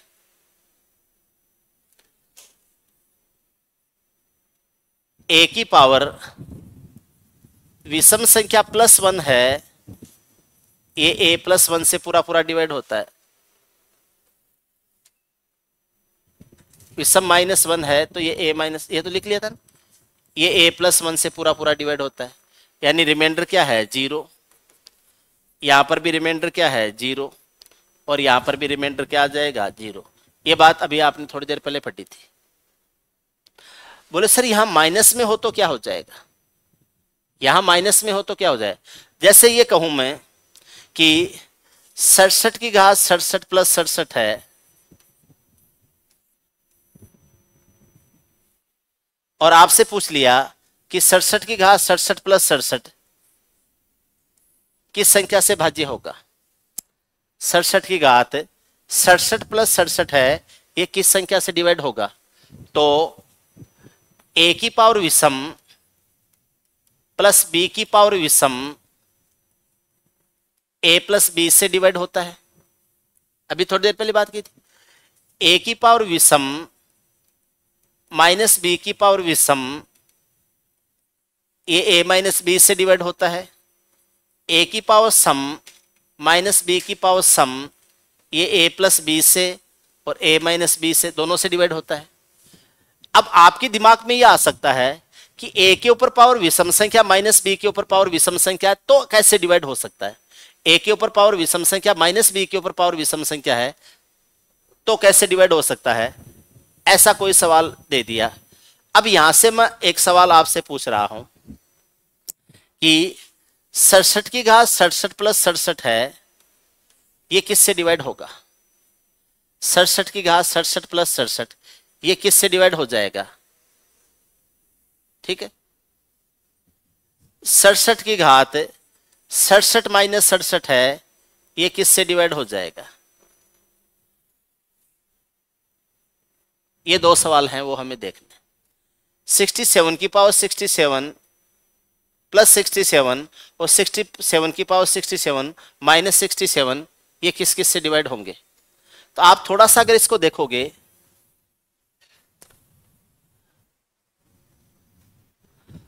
तो ये 67 कॉमन आ जाएगा और ये बन जाएगा 67 की पावर 68 66 और +1 बन जाएगा। अब इसकी एग्जैक्ट वैल्यू क्या होती है ये हमें पता नहीं है, ये किससे डिवाइड होता है। तो आप ये कह सकते हैं कि ये 67 से डिवाइड हो जाएगा, ये 67 से डिवाइड हो जाएगा। ठीक, ऐसे दे दिया कि 67 की पावर 67 माइनस 67 है, ये किससे डिवाइड हो जाएगा। प्रैक्टिकल चीजें पूछ रहा हूं जो अभी हमने पढ़ा।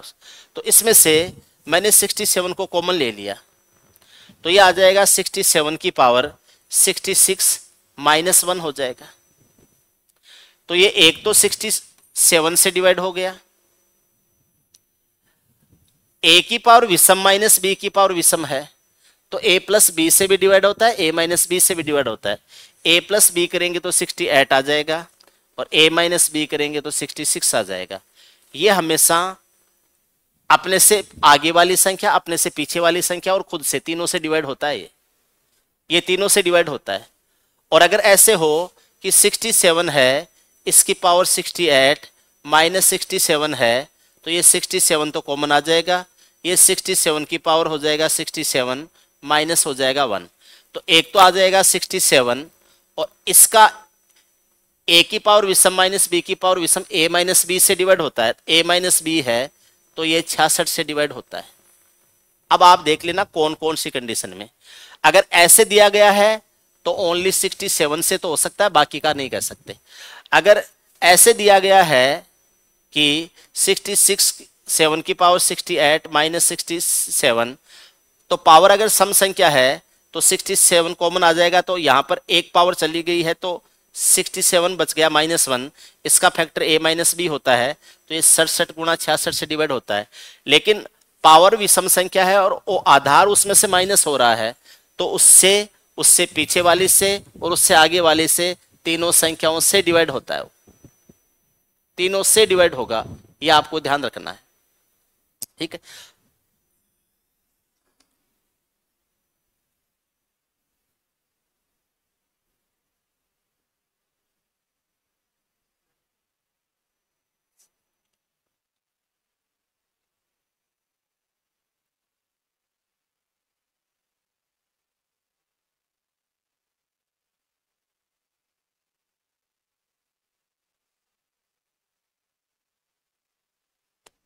देखो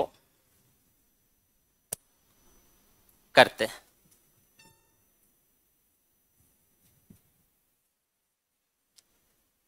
20 की घात 21 माइनस 20, 20 की घात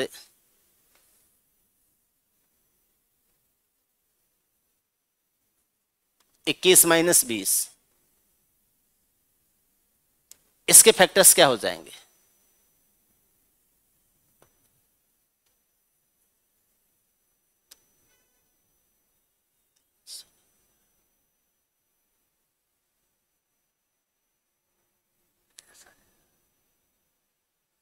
या ये 20 की घात 21 माइनस 20 किस संख्या से भाज्य है, ये सवाल पूछ लिया। 20 की घात 21 माइनस 20 किस संख्या से भाज्य है, ये सवाल हमसे पूछ लिया। ठीक है, अब मैं कुछ ऑप्शंस रख रहा हूं, आप देखना।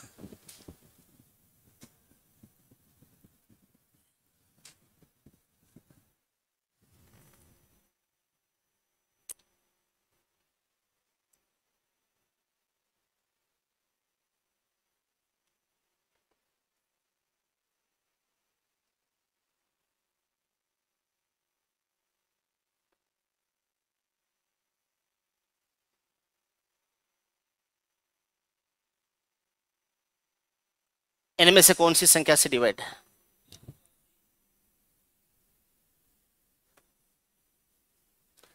बीस की घात 21 माइनस 20 इनमें से कौन सी संख्या से भाज्य है, ये चार आपको ऑप्शन दे दी।